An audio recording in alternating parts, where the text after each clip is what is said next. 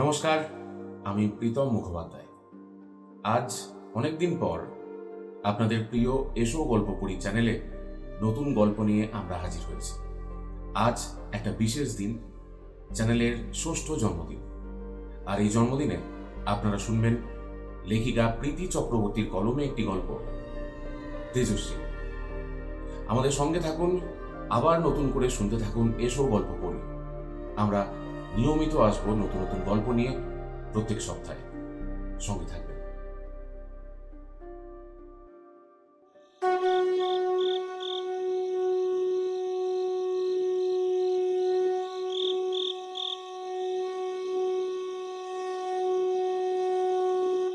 কালীবাড়ির সান্ধ্য পূজা শেষ হতেই সুষমার কপালে ভাঁজ পড়ল। তার মুখে একটা উদাসীনতার ছায়া। চিন্তিত হয়ে প্রতাপবাবুর জন্য পান সাজতে সাজতে সে বলে, মায়ের পূজার দিন যে এগিয়ে এলো, কাঁসারিদের বাসন দেওয়া হয়ে গিয়েছে, শুধু মায়ের অস্তরখানা একবার শান দেওয়ার ব্যবস্থা করুন। বিশ্রামরত প্রতাপবাবু সেই কথার গুরুত্ব না দিয়ে পানটা মুখে পড়ে চিবোতে শুরু করলেন। এদিকে সুষমার কথা শুনে দাশুনন্দী পান চিবোতে চিবোতে চোখ পাকিয়ে বললেন, এই বাড়ির কালী জাগ্রত, মা সর্বদা নিরস্ত্র। তাকে আর 5টা সাধারণ মেয়ে জ্ঞানেই পূজা করা হয়, তাই অস্ত্রের কোনো প্রয়োজন নেই। বটুকেশ্বরবাবু দপ্তরের কাগজ নিতে এসে বৈঠকখানায় দেবীর প্রসঙ্গে এসব কথা শুনতে পেলেন। তখন তিনি গম্ভীরভাবে বললেন, মা আমাদের সাধারণ হলেও অবলা নন, সময় জ্ঞানে বিনাশ এবং সৃজন দুই করে থাকেন। এ কেমন কথা বললে দাদা? মা অস্ত্র ধরবেন কেন? বাড়ির মেয়েরা কি প্রতিবাদী মনস্ক নাকি? তা বলে নিয়মের বিরুদ্ধে যেতে হবে? থামো দেখি বটুক, তুমি বাবু সবসময় উল্টো ধারার কথা বলনি তো। মা রুদ্র হলে বাড়ির মেয়েরা কি শিখতে পাবে শুনি? ঘর সংসার ভেসে যাবে যে। অন্যায় তো কিছু বলিনি খুড়ো। মা রুদ্র সবল হলেই তো মেয়েরা প্রতিবাদ করতে শিখবে, নচেৎ তোমাদের মতো কিছু পুরুষের কাছে আজীবন তিরস্কৃত উপহাসের পাত্রী হয়েই থাকবে। কথাগুলো বলে বৈঠকখানা ছেড়ে বেরিয়ে গেলেন বটুকেশ্বরবাবু। গ্রামে কুসংস্কারের নিম্ন মানসিকতার ভিড়ে তিনি একমাত্র উদারমনস্ক, পক্ষপাতিত্ব না করে সর্বদা ন্যায্য মূল্যবোধে বিশ্বাসী। কিন্তু বটুকেশ্বরের কথায় দাশুনন্দীর গা জ্বালা করে ওঠে। দেখলে প্রতাপ, তোমার দাদা আমাদের কি বলে গেল? দাদার ইচ্ছে বৌদিদিকে লেখাপড়া শিখিয়ে মেম বানাবে। বাপের মতো একেবারে স্ত্রৈন্য হয়েছে। তোমার বাপও ছিলেন বটে বউ সোহাগী। বাণুজ্য বাড়ির বেটা ছেলে হয়েও সর্বক্ষণ মেয়ে মানুষকে গুরুত্ব দিয়ে চলতেন। সত্যি বলিহারি যাই, প্রথম স্ত্রীর শোক ভুলতে না পারায় একরকম জোর করেই তো তার দ্বিতীয়বার বিয়ে দেওয়া হয়। এই সময় প্রতাপবাবুর তীব্র দৃষ্টি সুষমার উপর পড়তেই সে মাথায় এক হাত ঘোমটা টেনে বৈঠকখানা ছেড়ে বেরিয়ে গেল। সেই দৃশ্য উপভোগ করে দাশুনন্দী বলে উঠলেন, তুমি বাছা আমাদের যোগ্য বংশধর, ঘর কারবার কি সুন্দরভাবে সামলে রেখেছ। হ্যাঁ, কিন্তু বটুকের মতিগতি দেখলে, বউবার সামনে কেমন ভাবে অপমান করলে। তোমাকেও কি সে ছাড় দিলে? ও তুমি ভেবো না, এই প্রতাপ বারোর যে স্মৃতিশক্তি মোটেও দুর্বল নয়। দাদা যাই বলুক না কেন, আমি বেঁচে থাকতে কখনোই মায়ের হাতে অস্ত্র তুলতে আমি দেব না। সেই মেয়ে মানুষের আবার অত স্বাধীনতা কিসের? আমাদের কালীবাড়ির কালী সবার থেকে ভিন্ন। এই কারণেই মা আমাদের বাড়ির মেয়েদের মতোই সহনশীল এবং বাধ্য। বৈঠকখানায় কথোপকথনের মাত্রা ধীরে ধীরে তীব্র হয়ে এলো। প্রতাপবাবুর উল্লসিত হাসি দাম্ভিকতার পরিচয় দিচ্ছে। সেকালের পুরুষতান্ত্রিক সমাজে যেখানে নারীরা অবহেলিত ছিল, এইরূপ পরিস্থিতিতেও বটুকেশ্বরবাবু কালীবাড়িতে অপালাকে পূর্ণ স্বাধীনতা দিয়েছিলেন। শিক্ষিত ও উদারমনস্ক হওয়ার জন্য বটুকেশ্বরবাবু পুরুষতান্ত্রিক চিন্তাভাবনাকে কখনোই প্রশ্রয় দিতেন না। কিন্তু প্রতাপবাবু ও বাড়ির বাকি সদস্যরা পুরনো ভাবধারা হওয়ার জন্য বহুবার তাঁর সঙ্গে মতবিরোধ হয়েছে। তবুও বটুকেশ্বরবাবু তাঁর জায়গা থেকে এক চুলও সরে আসেননি। এমনকি তৎকালীন পরাধীন সমাজে বাস করেও তিনি গোপনে স্বদেশীদের আর্থিক সাহায্য করতেন।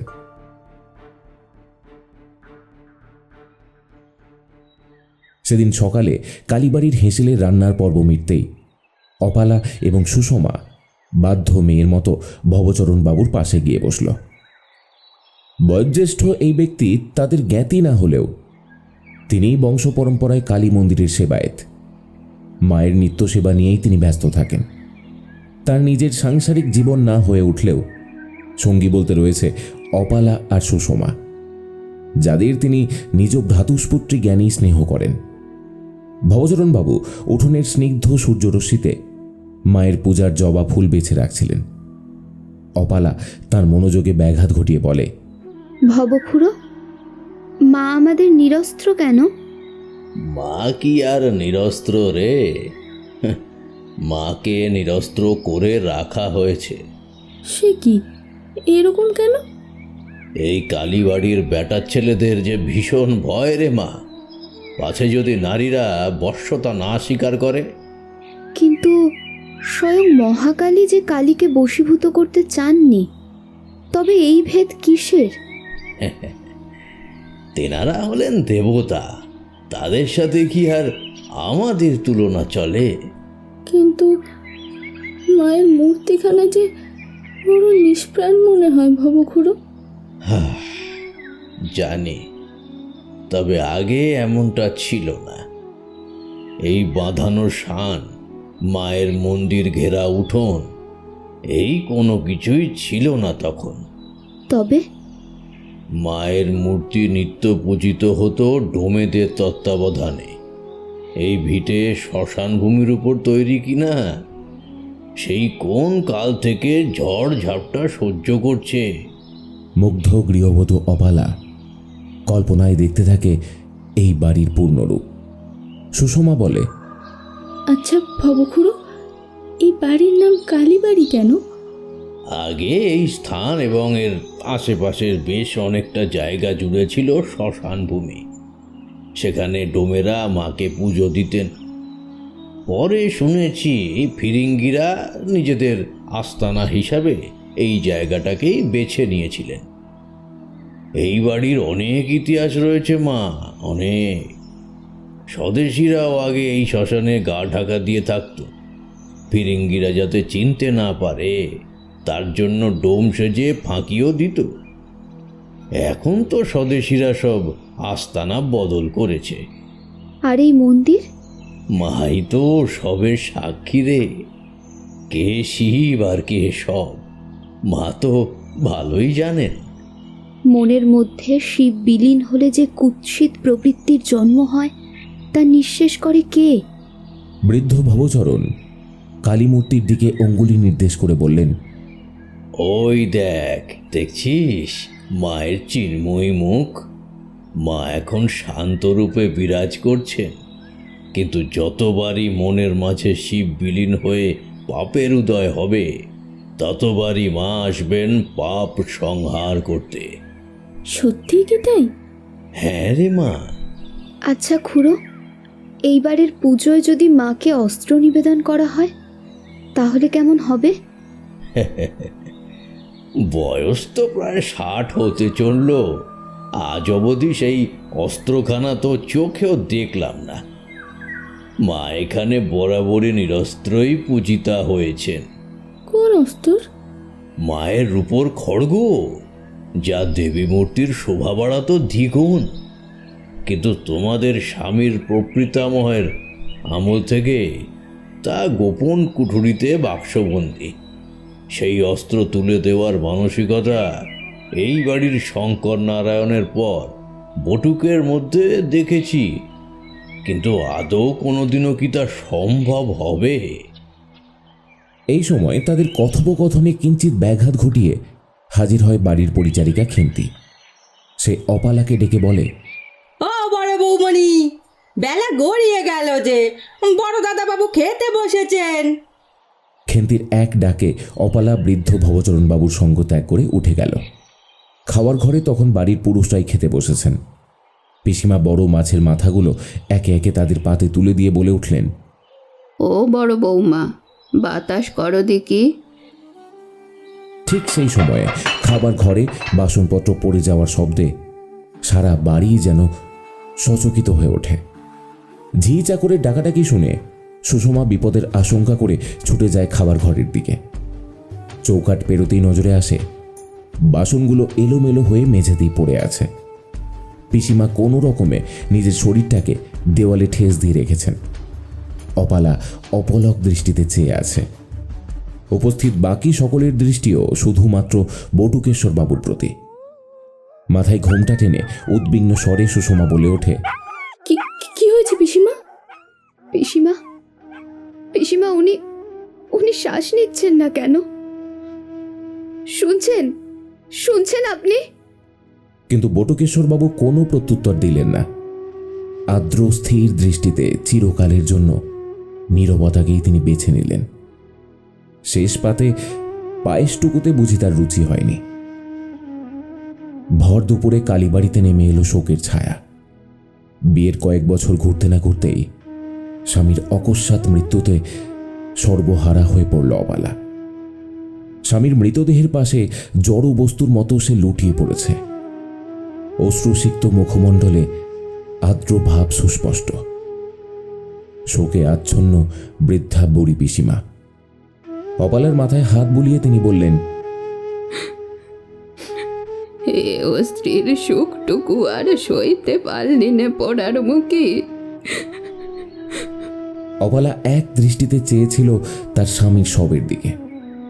দীর্ঘক্ষণ পর অবশেষে সে বলে ওঠে, মা থাকতে এত বড় সর্বনাশ সম্ভব হলো? ওরে হতভাগী, চেয়ে দেখ, আমাদের বটুকের কোনো সার নেই যে। পাশে বসে থাকা এক আত্মীয়া রানীবালা দেবীর উদ্দেশ্যে বললেন, নাপিত বউকে একবার খবর দিলে হতো নি? তোমরা কি দেখছো দিতে শোকে পাথর হয়ে গেছে, তারপরেও এমন কথা বলছো? অমন চাঁদপানা কচি মুখটা কেমন সাদামাটা লাগছে, তার উপর চুল বিসর্জন দিতে হবে যে। অন্দরে যখন মেয়েরা শোকে জর্জরিত, বারমহলে প্রতাপ বাড়ুজ্জে পাইক আর লেঠেলদের মাদক সেবনের সুব্যবস্থা করছে। বাড়ির পিছনে দাওয়ায় বিছানো খড়ে বসেই চলছিল মদের আসর। এই সময়ে প্রহরীদের গেঁথে থাকা মশালের তীব্র আলোর দিকে প্রতাপবাবুকে টেনে নিয়ে গিয়ে জয়দীপ বললেন, জামাই দাদা, ওদিকের খবর কি? সকাল থেকেই দাদা বুকে বেদন অনুভব করছিল। দুপুরে খাওয়ার শেষে ব্যথা বাড়তেই এই বিপত্তি। বুকের ব্যায়ামও না? না না, মনে কোনো সংশয় রেখো না। যতই হোক সে তো আমার বইমাত্র ভাই নাকি। সে না হয় বুঝলাম, কিন্তু জ্যেষ্ঠ পুত্রের মৃত্যুর পর এই সম্পত্তির অধিকার কে পাবে ভেবে দেখেছেন কি? কে আবার পাবে? কনিষ্ঠ পুত্র বর্তমান থাকতে এই উদ্ভট প্রশ্নের মানেটা কি? আপনি বোধহয় ভুলে যাচ্ছেন, স্বামীর মৃত্যুর পর স্ত্রী বর্তমান থাকলে সম্পত্তির বিষয়ে সম্পত্তির একমাত্র অধিকারী সে হয়। কিন্তু এটা তো এখনো পাকাপাকিভাবে চালু হয়নি। হবে হবে, রব উঠেছে শুধু। কেন? আপনি মিস ম্যারিয়েট বনাম ব্রুচের পরিবারের আইনি মোকদ্দমার বিষয়টা জানেন না? মামলার শেষ রায় কি হলো সেটা বলো না। শেষে ম্যারিয়েট কেস জিতে তার স্বর্গীয় স্বামীর সমস্ত বিষয় সম্পত্তির অধিকারী নিজে হন এবং তার বঞ্চিত অবস্থায় সকল লাভ লোকসানের হিসেব দাবি করেন। মোদ্দা কথা, সম্পত্তি থেকে মেয়েদের বঞ্চিত করা যাবে না। আদালতে গোঁড়াদের এক শ্রেণীর তাই দাবি। তাতে অবশ্য সায় দিয়েছেন কিছু উচ্চ শ্রেণীর মাথাও। আশঙ্কা আমিও তাই করছিলাম, তবে এইবার নিশ্চিত হলাম। ক্ষুব্ধ মেম সাহেবদের স্বার্থ রক্ষায় জজ এই আইন পাকাপাকিভাবেই লাগু করবেন, এটা আমি জানতাম। তবে তো আপনার আর প্রতিপত্তিশীল হওয়াটা হয়ে উঠল না। দাদার মৃত্যুর পর বৌদিদি সব কিছুর অধিকারিণী হবেন, যদি জীবিত থাকেন। যদি না থাকেন তাহলে তাহলে তো আমার একটা সম্ভাবনা থাকছে নাকি, হ্যাঁ?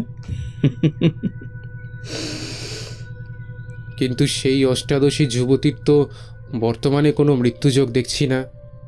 দেখো, গোড়াদের নিয়মকানুন বলে স্বামীর মৃত্যুর পরেও স্ত্রীরা স্বাধীনভাবে জীবনযাপন করতে পারবে, তাদের সেই স্বীকৃতিও দেওয়া হয়। কিন্তু আমাদের এই অজ পাড়া গাঁয়ে একে মেয়ে মানুষ, তার আবার স্বাধীনতা। সত্যি হাসালে। আপনার উদ্দেশ্যটা কি বলুন তো? নতুন কিছুই না, আবহকাল ধরে যা চলে আসছে, অর্থাৎ সুষ্ঠুভাবে সতী প্রথা সম্পন্ন করা, বুঝলে? কিন্তু কেউ যদি বাধা দিতে আসে? বাধা? কে বাধা দেবে? সতী প্রথা একমাত্র রুখতে পারত আমার দাদার সন্তান, কিন্তু সন্তান না থাকলে তো সতী হতেই হবে, তাকে সতী হিসেবেই তো গণ্য করা হয়। বুঝলাম, তবে এই বেশ কয়েকদিন ধরে দেখছি তুমি বৌদিদির ঝাল টেনে বড্ড কথা বলছো। তোমার অনুরাগ ক্রমশই বেড়ে চলেছে তোমার বৌদিদির প্রতি। ব্যাপারটা কি তোমার দিদি জানে? না, মানে ব্যাস, আর সাফাই গাইতে হবে না। তুমি যাও, বরং অন্দরমহলে যাও, সমস্ত ত্রিয়াচার মিটিয়ে নিতে বলো। সন্ধ্যা গড়িয়ে রাত হতে চলল, সতীর জন্য প্রস্তুত করো। পাইক লেঠেল ইতিমধ্যেই সুরায় মেতে উঠেছে, তার সঙ্গে তালে তাল মিলিয়ে মেতে উঠেছে প্রতাপবাবুও। উল্লাসের সেই তীব্র বিকট হাসিটা বাড়ি বাড়ি শোনা যাচ্ছে আসরের মাঝে। বিশ্বস্ত লেঠেল কালু কিছু একটা আশঙ্কা করে বলে উঠল, দাদাবাবু, আজ হঠাৎ এই মদ্যপানের আয়োজন, কিছু কি হতে চলেছে? এই দাদাবাবু কি রে? কর্তাবাবু বল, অভ্যাস করতে হবে তো নাকি? সে না হয় বুঝলাম, কিন্তু এরপর?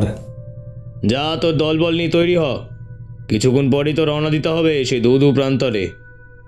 বড় দাদাবাবুর দাহ কার্য সম্পন্ন করার ব্যবস্থা আমি করে ফেলেছি, শুধু চিন্তা ঝড় বাদলার।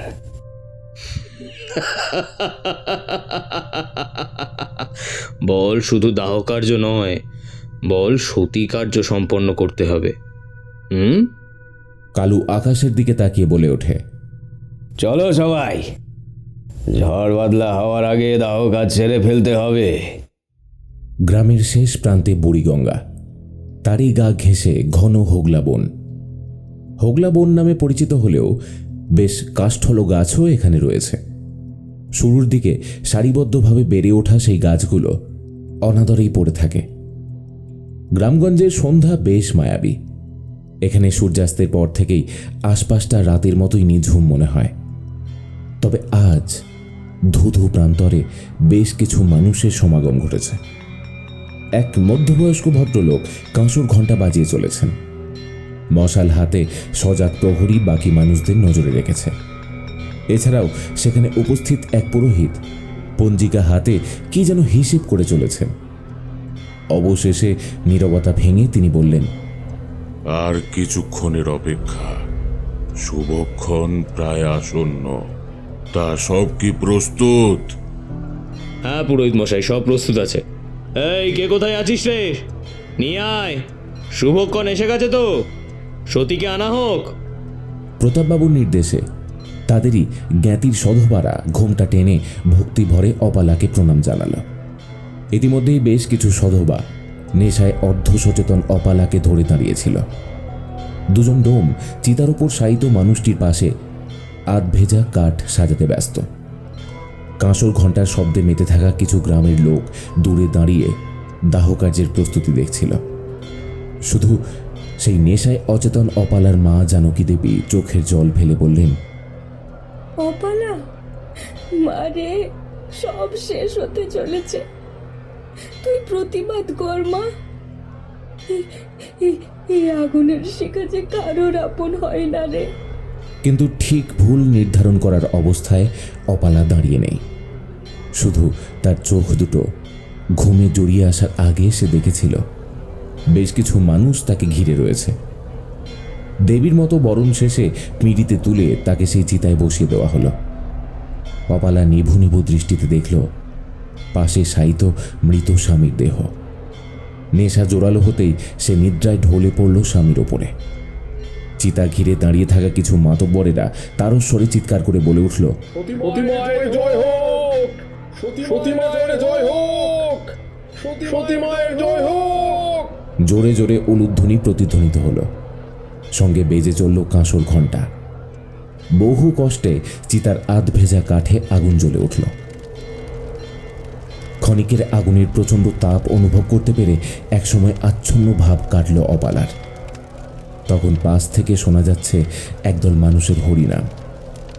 নারী পুরুষ নির্বিশেষে সকলেই জোরে জোরে হরিনাম করতে শুরু করেছে। হরে কৃষ্ণ হরে কৃষ্ণ কৃষ্ণ কৃষ্ণ হরে হরে, হরে রাম রাম রাম হরে হরে, হরে কৃষ্ণ কৃষ্ণ কৃষ্ণ হরে হরে, হরে রাম রাম রাম হরে হরে। অগ্নি সংযুক্ত চিতায় নিজেকে দেখে এতক্ষণে তারও স্বরে চেঁচিয়ে উঠল অপালা। ইতিমধ্যে আগুনের স্পর্শে অপালার মুখমণ্ডলের উপরিভাগের বেশ কিছুটা অংশ পুড়ে গেছে। হাতের ও পায়ের বেশ কিছু জায়গা পুড়ে যাওয়ায় তীব্র জ্বালা থেকে চিৎকার করে উঠল সে। সতী হওয়ার পুণ্য অর্জন করানোর পিছনের নির্মম হত্যার ইতিহাস সেই গ্রামে নতুন নয়। তবে এক শ্রেণীর মানুষ সতীকে দেবী জ্ঞানে সম্মান করেন। সেই সব মানুষেরা প্রতাপবাবুকে সাধুবাদ দিতে লাগলো। আরও একবার গাঁয়ের গণ্যমান্য ব্যক্তিরা সগর্বে কালীবাড়ির নাম উচ্চারণ করলেন। সাধু সাধু, দেবীর কৃপায় অশেষ পুণ্য লাভ করেছেন হে প্রতাপ বাবু। কালীবাড়ির ছেলে বলে কথা, সাধু সাধু। প্রশংসা শেষে প্রতাপবাবু মৃদু হেসে তাতে সম্মতি জানালেন। এদিকে অপালা এই প্রবল বিপদে কাউকে সাহায্যের হাত বাড়াতে না দেখে একসময় নিজেই আত্মরক্ষার চেষ্টা করল। প্রাণে বাঁচতে সেই জ্বলন্ত চিতা দাউ দাউ করে জ্বলে ওঠার আগেই সেই চিতা থেকে ঝাঁপ দিল অষ্টাদশী অপালা। তার শরীরের ও মুখের একদিকটা সম্পূর্ণ পুড়ে গেছে। চামড়ায় টান ধরার প্রবল জ্বালা থেকে সে কেঁদে উঠছে বারবার। একটা ঝুপ করে পড়ে যাওয়ার শব্দ পেয়ে ডোম বলে ওঠে, কিসের একটা শব্দ হলো না?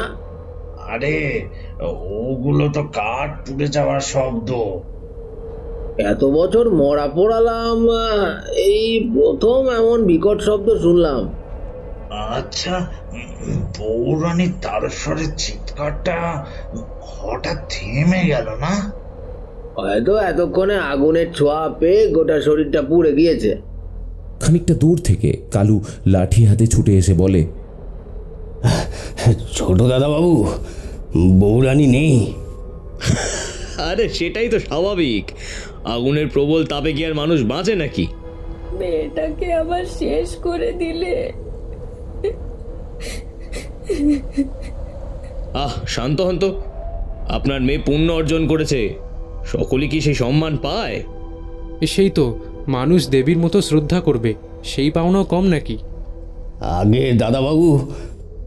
আরে কি হয়েছেটা কি? এত উত্তেজিত কেন? কি হয়েছে?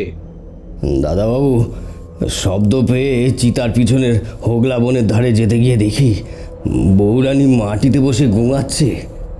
বলিস কি? সে কি, সে ওই জলজ্যান্ত চিতায় নেই? না বাবু। আরে সেই চিতা থেকে নামলো কি করে? বোধহয় ঝাঁপ দিয়ে।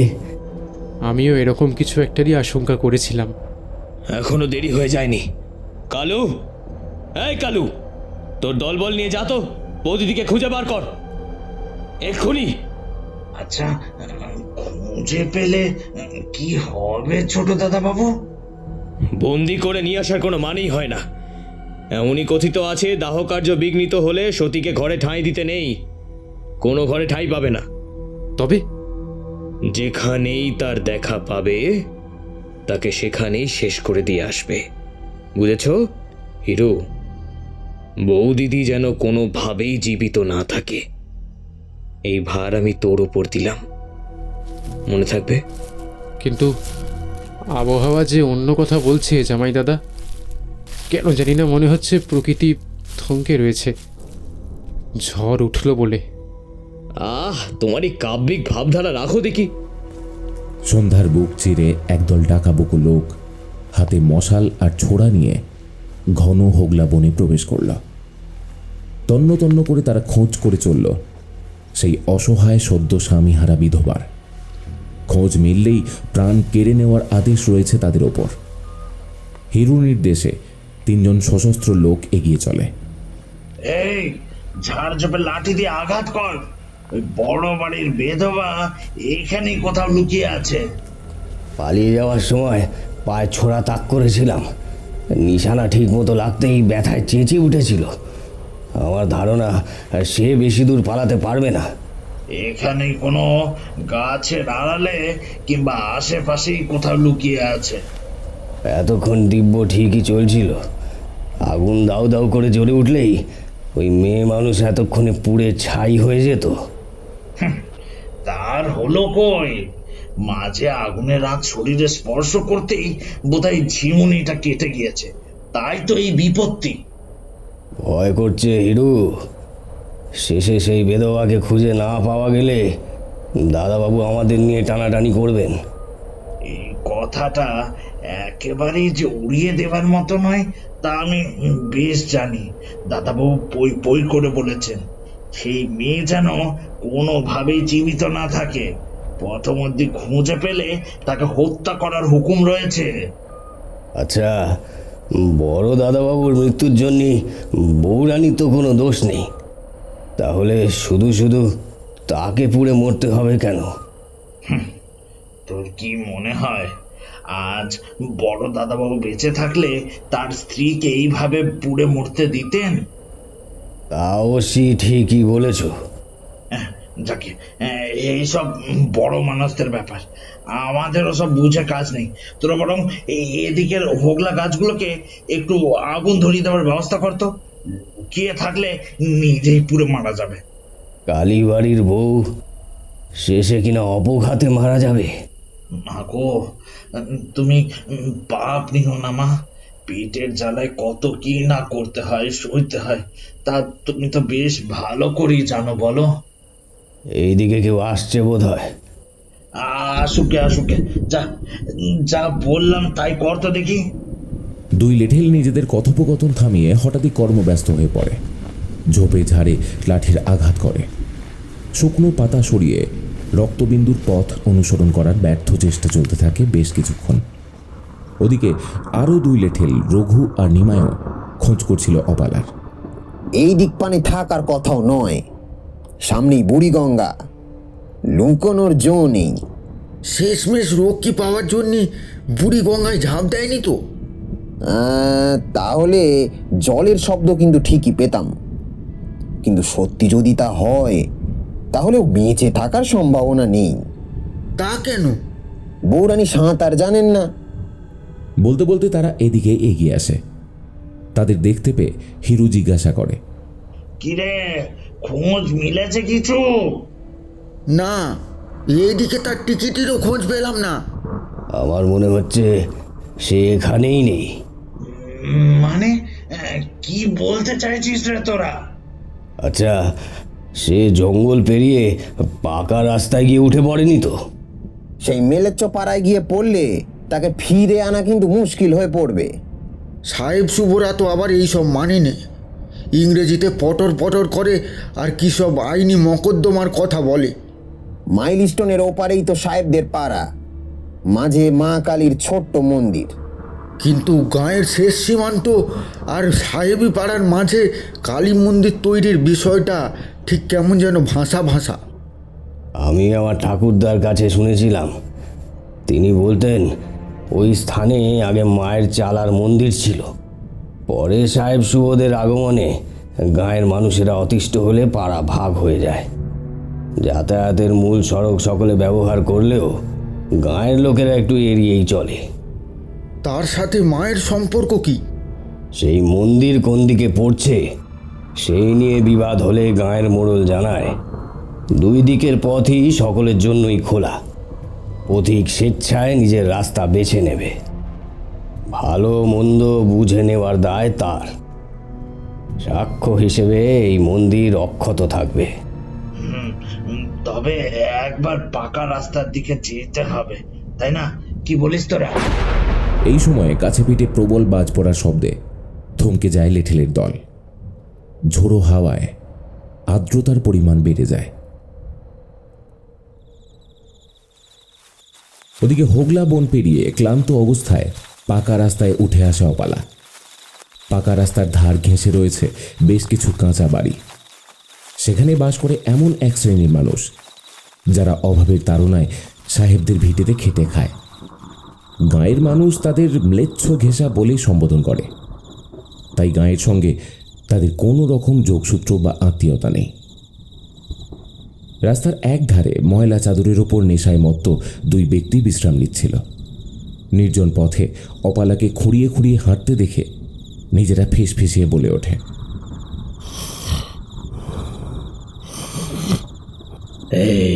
নিতাই, কি কি হয়েছে? কি সবে একটু চোখটা জুড়িয়ে এসেছিল, তুই তুই ব্যাটা দিলি তো বন্ডুল করে। উফ! আরে ওটা কালীবাড়ির বৌরানী না? কই দেখি। এই এত কিন্তু কিন্তু এত রাতে এইভাবে পাকা রাস্তা ধরে হেঁটে চলেছে কেন? বটুকেশ্বর বানর যে দুপুরে মারা গেছে শুনলুম। বিকেলের মদের আসরে আমন্ত্রণ জানিয়েছিলেন আমাদের প্রতাপবাবু। বোধহয় দাহ কার্যের প্রস্তুতির জন্য ডেকেছিলেন। তুই আর জগাই সেই মুহূর্তে এমনভাবে থামিয়ে রাখলি, আর যাওয়াটাই হয়ে উঠল না। কিন্তু কিন্তু রাতের দিকে একা গা ভর্তি গয়না পরে হেঁটে যাচ্ছে কেন? বোধহয় বাড়ি থেকে বিতাড়িত করা হয়েছে। আমার তো তা মনে হয় না। তবে তবে কিছু তো একটা ঘটেছে বটে। কালীবাড়ির মেয়ে বউগুলো তো খুব শান্ত, হাজার চড়েও রাগ কাড়ে না। একদিনে গায়ের কোন মেয়ে বউটা মুখে রাগ কেড়েছে শুনি? কিন্তু আমাদের ওই প্রতাপবাবুকে যে চেনে না, সে চেনেই না। হ্যাঁ, সরলতার ভেগদারি কুটিল মানুষ। তবে বেটা দাদার মৃত্যুর জন্য অপেক্ষা করছিলেন। এখন তো উনি সর্বে সর্বা একেবারে। একলা রাতে গা ভর্তি গয়না, এই সুযোগ কি ছাড়তে আছে নাকি? আমরা তো টাকার জন্যই প্রতাপবাবুর ভাই ফরমাস খাটি। বদনাম আমাদের এমনিতেই অনেক। কিন্তু বিষয়টা জানাজানি হলে? আরে না না, কেউ কিচ্ছুটি জানবে না। গয়না লুট শেষে গলায় রশি কলসি বেঁধে একেবারে বুড়ি গঙ্গায় ভাসিয়ে দেবো। আরে কেউ দেখে ফেললে কি হবে? আরে ধুর, তোর কি মনে হয় গায়ের মানুষ দিনের বেলাতেই এই মুখ হয় না, আর তারা কিনা রাতে এই ম্লেচ্ছ বস্তিতে আসবে? হ্যাঁ, সেই ভালো, নইলে বিপদে পড়তে হবে। আধার রাতে পথঘাট নির্জন। এই সুযোগে অপালার পিছু নিল নিতাই আর ভোলা। কুপ্রবৃত্তি চরিতার্থ করতে এগিয়ে গেল অপালার দিকে। কিন্তু তারা কিছুটা পথ পিছু করার পরই অপালা বিষয়টা বুঝতে পারল। পদশব্দে সংশয় হতেই পিছু ফিরে দেখল। বিপদ অনুমান করে ক্ষতযুক্ত পায়েই প্রাণপণে ছুটতে লাগলো অপালা। তার পিছনে ছুটতে শুরু করলো নিতাই আর ভোলা। এইসবের মাঝেই আকাশ মুখ ভার করে গর্জন করে। হাওয়ার দাপট জানান দেয় কালবৈশাখীর আগমন। বিকেল থেকে আবহাওয়া শান্ত ছিল, পরিবেশ একদম নিঝুম হয়েছিল। গ্রীষ্মের দাপটে সারমেয়গুলিও এতক্ষণ নেতিয়ে পড়েছিল যেন। কিন্তু এবার তাদের মধ্যেও একটা অস্বস্তি ভীতি কাজ করল। অপালা প্রাণপণে ছুটতে থাকে। আরে ধর রে, ধর রে, বেধবা মাগিটা পালিয়ে যাচ্ছে রে, ধর। আরে এবার নাগালে পাচ্ছি কই? এই মেদ ভর্তি শরীর নিয়ে আর কি দৌড়ানো যায়?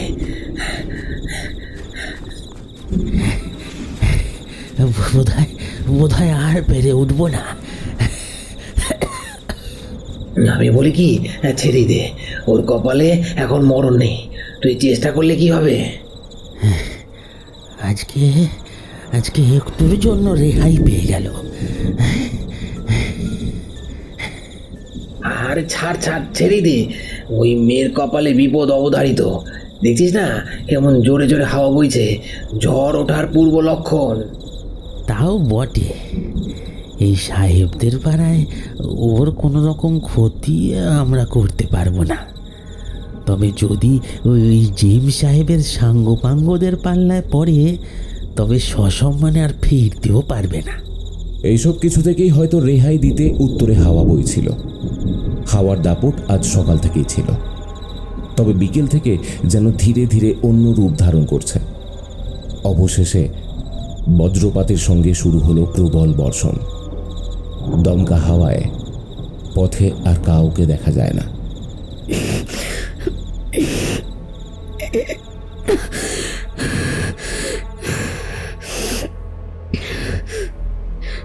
অবালা এতক্ষণে হেঁটে যাওয়ার ক্ষমতাও হারিয়ে ফেলেছে।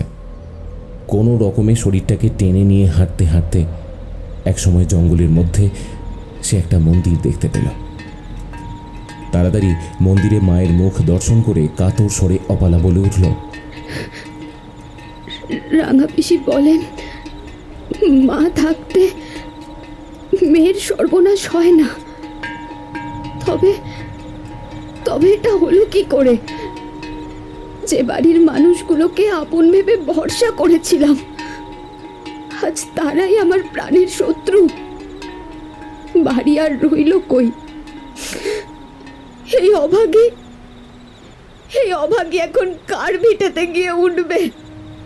কার ভিটেতে?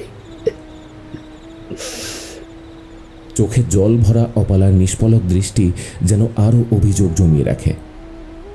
সে শোকে স্তব্ধ হয়ে নির্বাক হয়ে যায়। সতীকার্যে বিঘ্নিত বিধবাকে যে কেউ স্বীকার করে না, সেটা ভেবে ভীতিতে একবার ঢোক গিলে নেয়। ইতিমধ্যেই বৃষ্টির জলে ধুয়ে গেছে ক্ষত স্থানগুলো থেকে বেরিয়ে আসা রক্তবিন্দু। নাপিত বউয়ের পরানো আলতা ফিকে হয়ে এসেছে সিঁথির সিঁদুর। বটকেশ্বর বাবুর বলা একটা কথা বড্ড মনে পড়ে অপালার। এভাবে বেঁচে থাকা যায় না অপালা। কেন? কি হয়েছে শুনি? আমাকে অভ্যেসে রূপান্তরিত করো না অপালা। আমি বেশ বুঝতে পারি, আমি ছাড়া তোমার গোটা দিকে শুধুই অন্ধকার। ও মা, অভ্যেস হতে যাবেন কেন? আপনাদের বিবেক জ্ঞান বুঝি ভালোবাসাকে অভ্যেস বলে? তবে তাই প্রিয় অভ্যেস। অপরাহ্নের সেই কথোপকথন, সেই অনুরাগ মনে পড়তেই চোখে জল এসে যায় অপালার। সত্যিই তো, তার সব কাজ আবদার যা কিছু সব তো বটকেশ্বর বাবুকে ঘিরেই। এই কথা সে অস্বীকার করবে কেমন করে? কোনোদিন তো বটকেশ্বর ব্যতীত নিজেকে নিয়ে ভেবেই দেখেনি। আজ চারপাশটা তাই রাতের থেকেও বেশি আঁধার মনে হচ্ছে যেন। কাঁদতে কাঁদতে সে বলে ওঠে, আমি একলা বেঁচে থেকে কি করব? দেহের এই প্রাণটুকু নিয়েই যত দ্বন্দ্ব। প্রাণটুকু তুমি কেড়ে নাও মা, কেড়ে নাও। এই প্রবল ঝড়ে কাছাকাছি কোথাও একটা গাছ শব্দ করে ভেঙে পড়ল। এমন কালবৈশাখীর রাতে যখন সবাই ঘরে দৌড় দিয়েছে, সেই সময়ও প্রবল ব্যস্ততায় সাহেবী পাড়া থেকে ছুটে আসে একটা ঘোড়ার গাড়ি।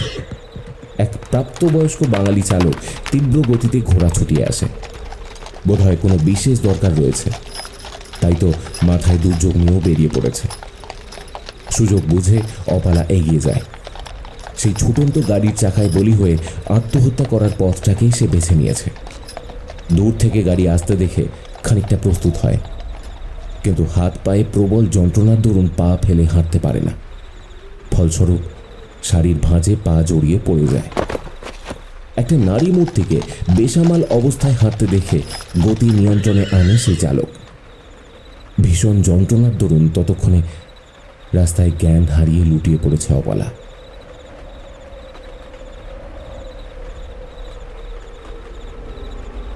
গাড়ির ভিতরে বসে থাকা রজার স্মিথ পর্দা সরিয়ে সেই চালককে প্রশ্ন করে, কি হইল? হঠাৎ গাড়ি থামাইলে কেন? বাবু, সামনে এক মহিলা বেহুশ অবস্থায় পড়ে রয়েছে যে। ওর সাথে কেউ নাই? মাগে না, কাছে পিঠেও তো কাউকে দেখছি না। বোধহয় গ্রামের জঙ্গল পেরিয়ে এদিকে এসেছে। এই ওয়েদারে নির্জন রাস্তায় এক মহিলা বেহুশ হয়ে পড়ে রয়েছে। তুমি দেখো গিয়ে কি অবস্থা তার। যাচ্ছি বাবু। অপালার কাছে এসে কয়েকবার ডেকে ওঠে সেই চালক। আরে এই মেয়ে, আরে এই মেয়ে ওঠো, চোখ খোলো। আহ, কি জ্বালায় পড়লাম বাবু। উফ, ওইদিকে সাহেবের মেয়ের জ্বর উঠেছে, আর এইদিকে এই মেয়ে পদ আগলে জ্ঞান হারিয়ে পড়ে রয়েছে। কি হইল? সেই লেডিটা ঠিক হয়েছে? না বাবু, হয়নি, আমি দেখছি। মাথা নামিয়ে ডাকাডাকি করতেই অপালার শরীর থেকে ঘিয়ের গন্ধ নাকে এসে ঠেকে তার। এলোমেলো চুল ছড়িয়ে মুখ দেখতেই চালকের দৃষ্টি স্থির হয়ে যায়। কপালের ভাঁজ জানান দেয় তার মধ্যে তীব্র এক ভীতির উদয় হয়েছে। বৃষ্টির সঙ্গে সঙ্গে হাওয়ার শব্দ এখনো চলছে। মাঝে মাঝেই আকাশের বুক চিরে চলছে বজ্রপাত। সেথির ধুয়ে যাওয়া সিঁদুর আর গায়ের কিছু পোড়া অংশ জানান দিচ্ছে এই মেয়ের সতী কাজে বাধা পড়েছে। তা দেখে চালকের বুঝতে এতটুকু অসুবিধে হয় না যে সেই মেয়ে সতীদাহের জন্য নির্বাচিত ছিল। বিপদের আশঙ্কা করে চালক গাড়ির কাছে এসে জানায়, বাবু, আমাদের যেতে হবে, নইলে গ্রামের মাতব্বরেরা এক্ষুনি মারমুখী হয়ে ছুটে আসতে পারে। কি হইয়াছে আমাকে একটু খুলে বলবে প্লিজ? ওই মেয়েকে কিচ্ছুটি করা যাবে না। সে সত্যি কোনোভাবে এইদিকে পালিয়ে এসেছে। গ্রামের মানুষেরা নিশ্চয়ই তার খোঁজ করছে।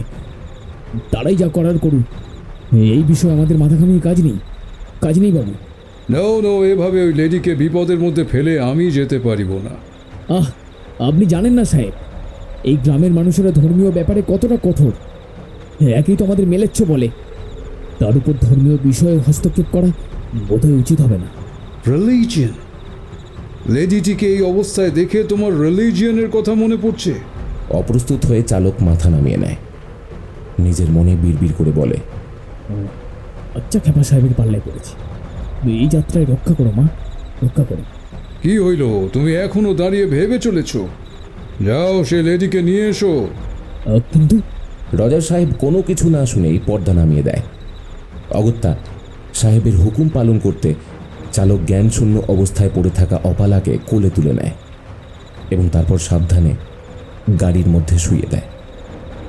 জ্ঞানশূন্য অবস্থায় অপালাকে দেখে বড় করুণা হয় সাহেবের। একসময় ঘোড়ার গাড়ি এসে থামল সাহেবের বাড়ির দীর্ঘ উঠোনে। গ্রামের মাঝেও এমন একটা সাদা পাথরের বাড়ি দেখে যে কারোর মনে হতে পারে যে এটা বুঝি রাজপ্রাসাদ, যদিও সাহেবী আচার আচরণ গাঁয়ের সকলের থেকে উন্নত।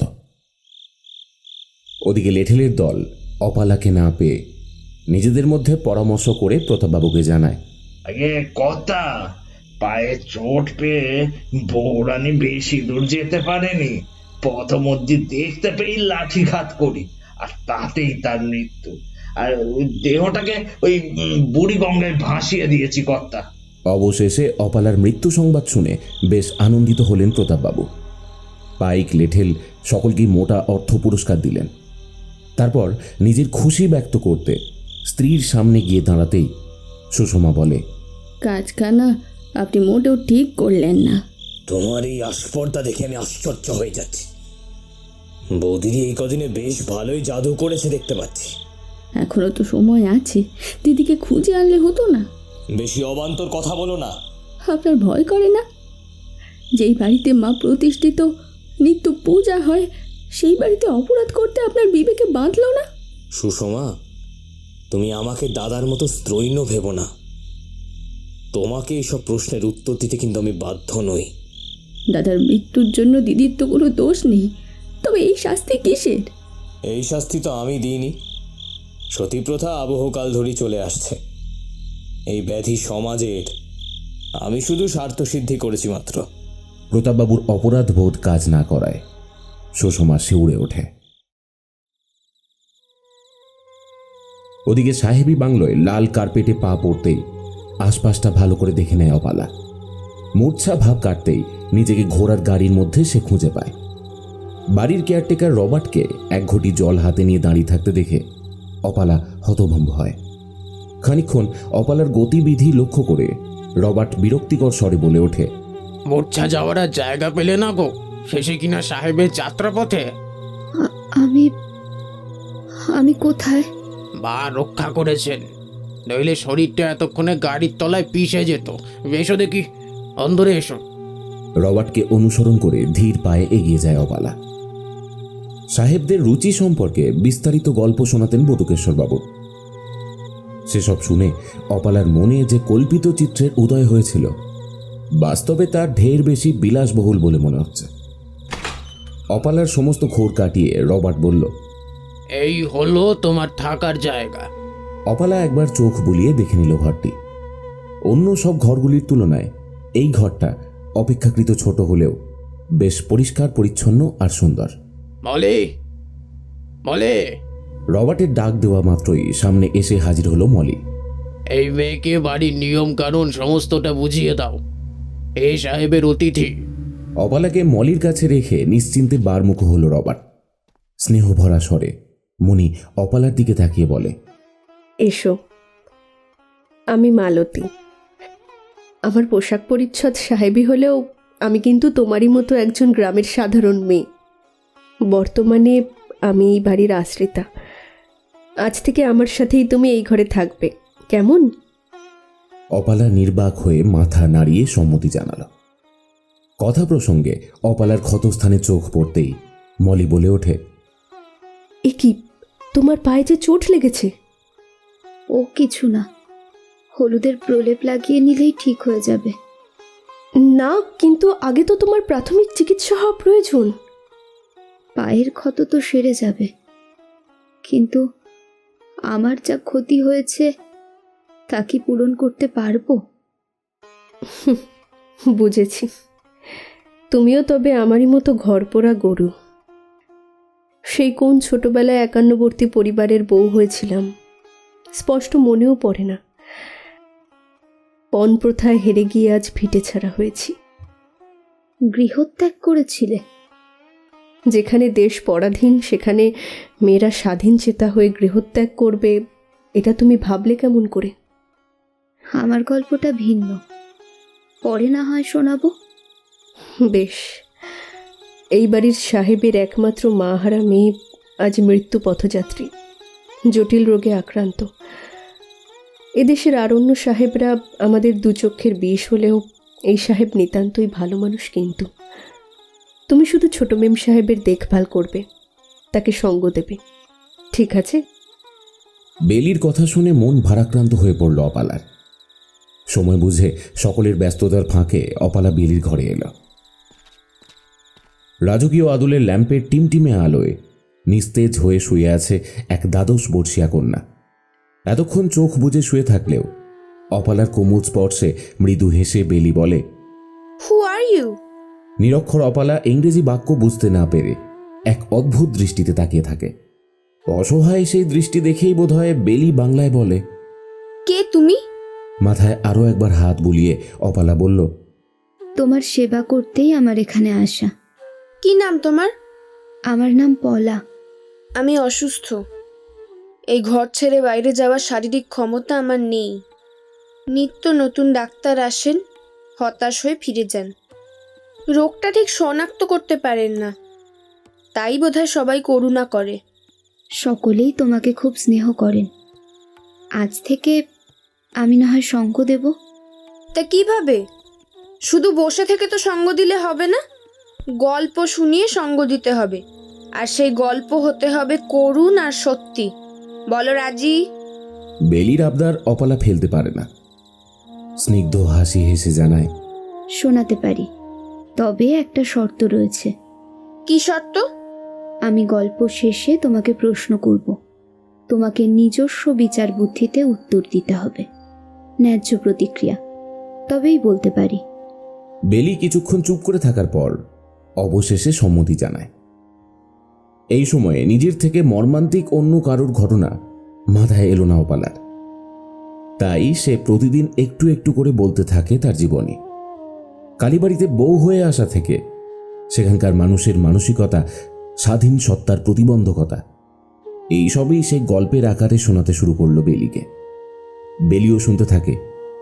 শুধু সে জানতে পারে না অভাগীর নামের আড়ালে এই গল্প অপালার নিজস্ব।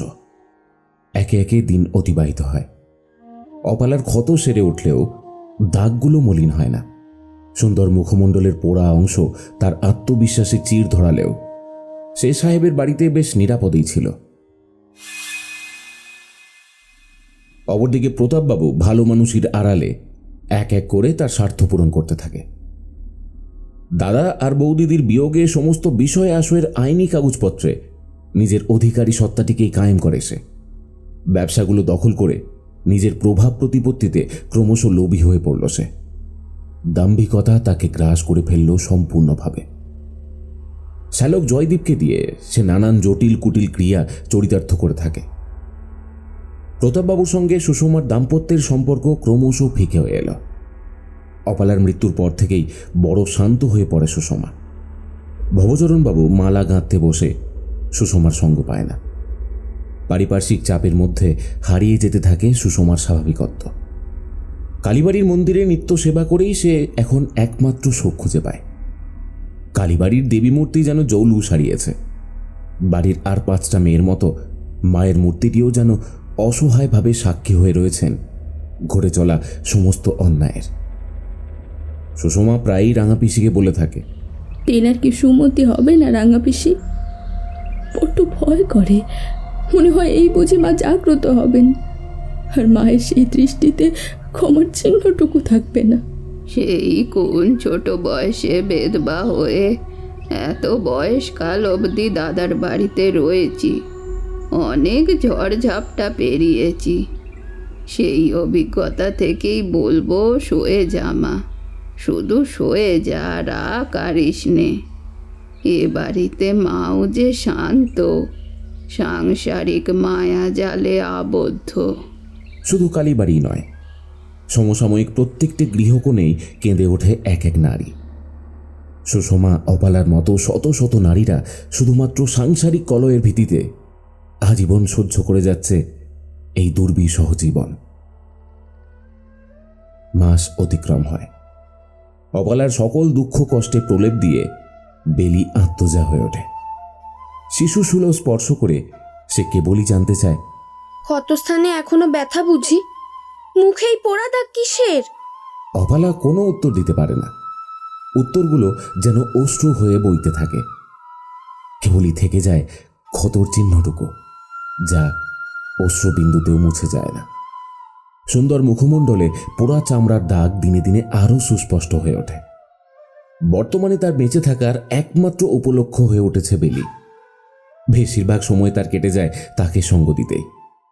কোনো রকম নারীর টান ছাড়াই এক গভীর সম্পর্কে তারা আবদ্ধ।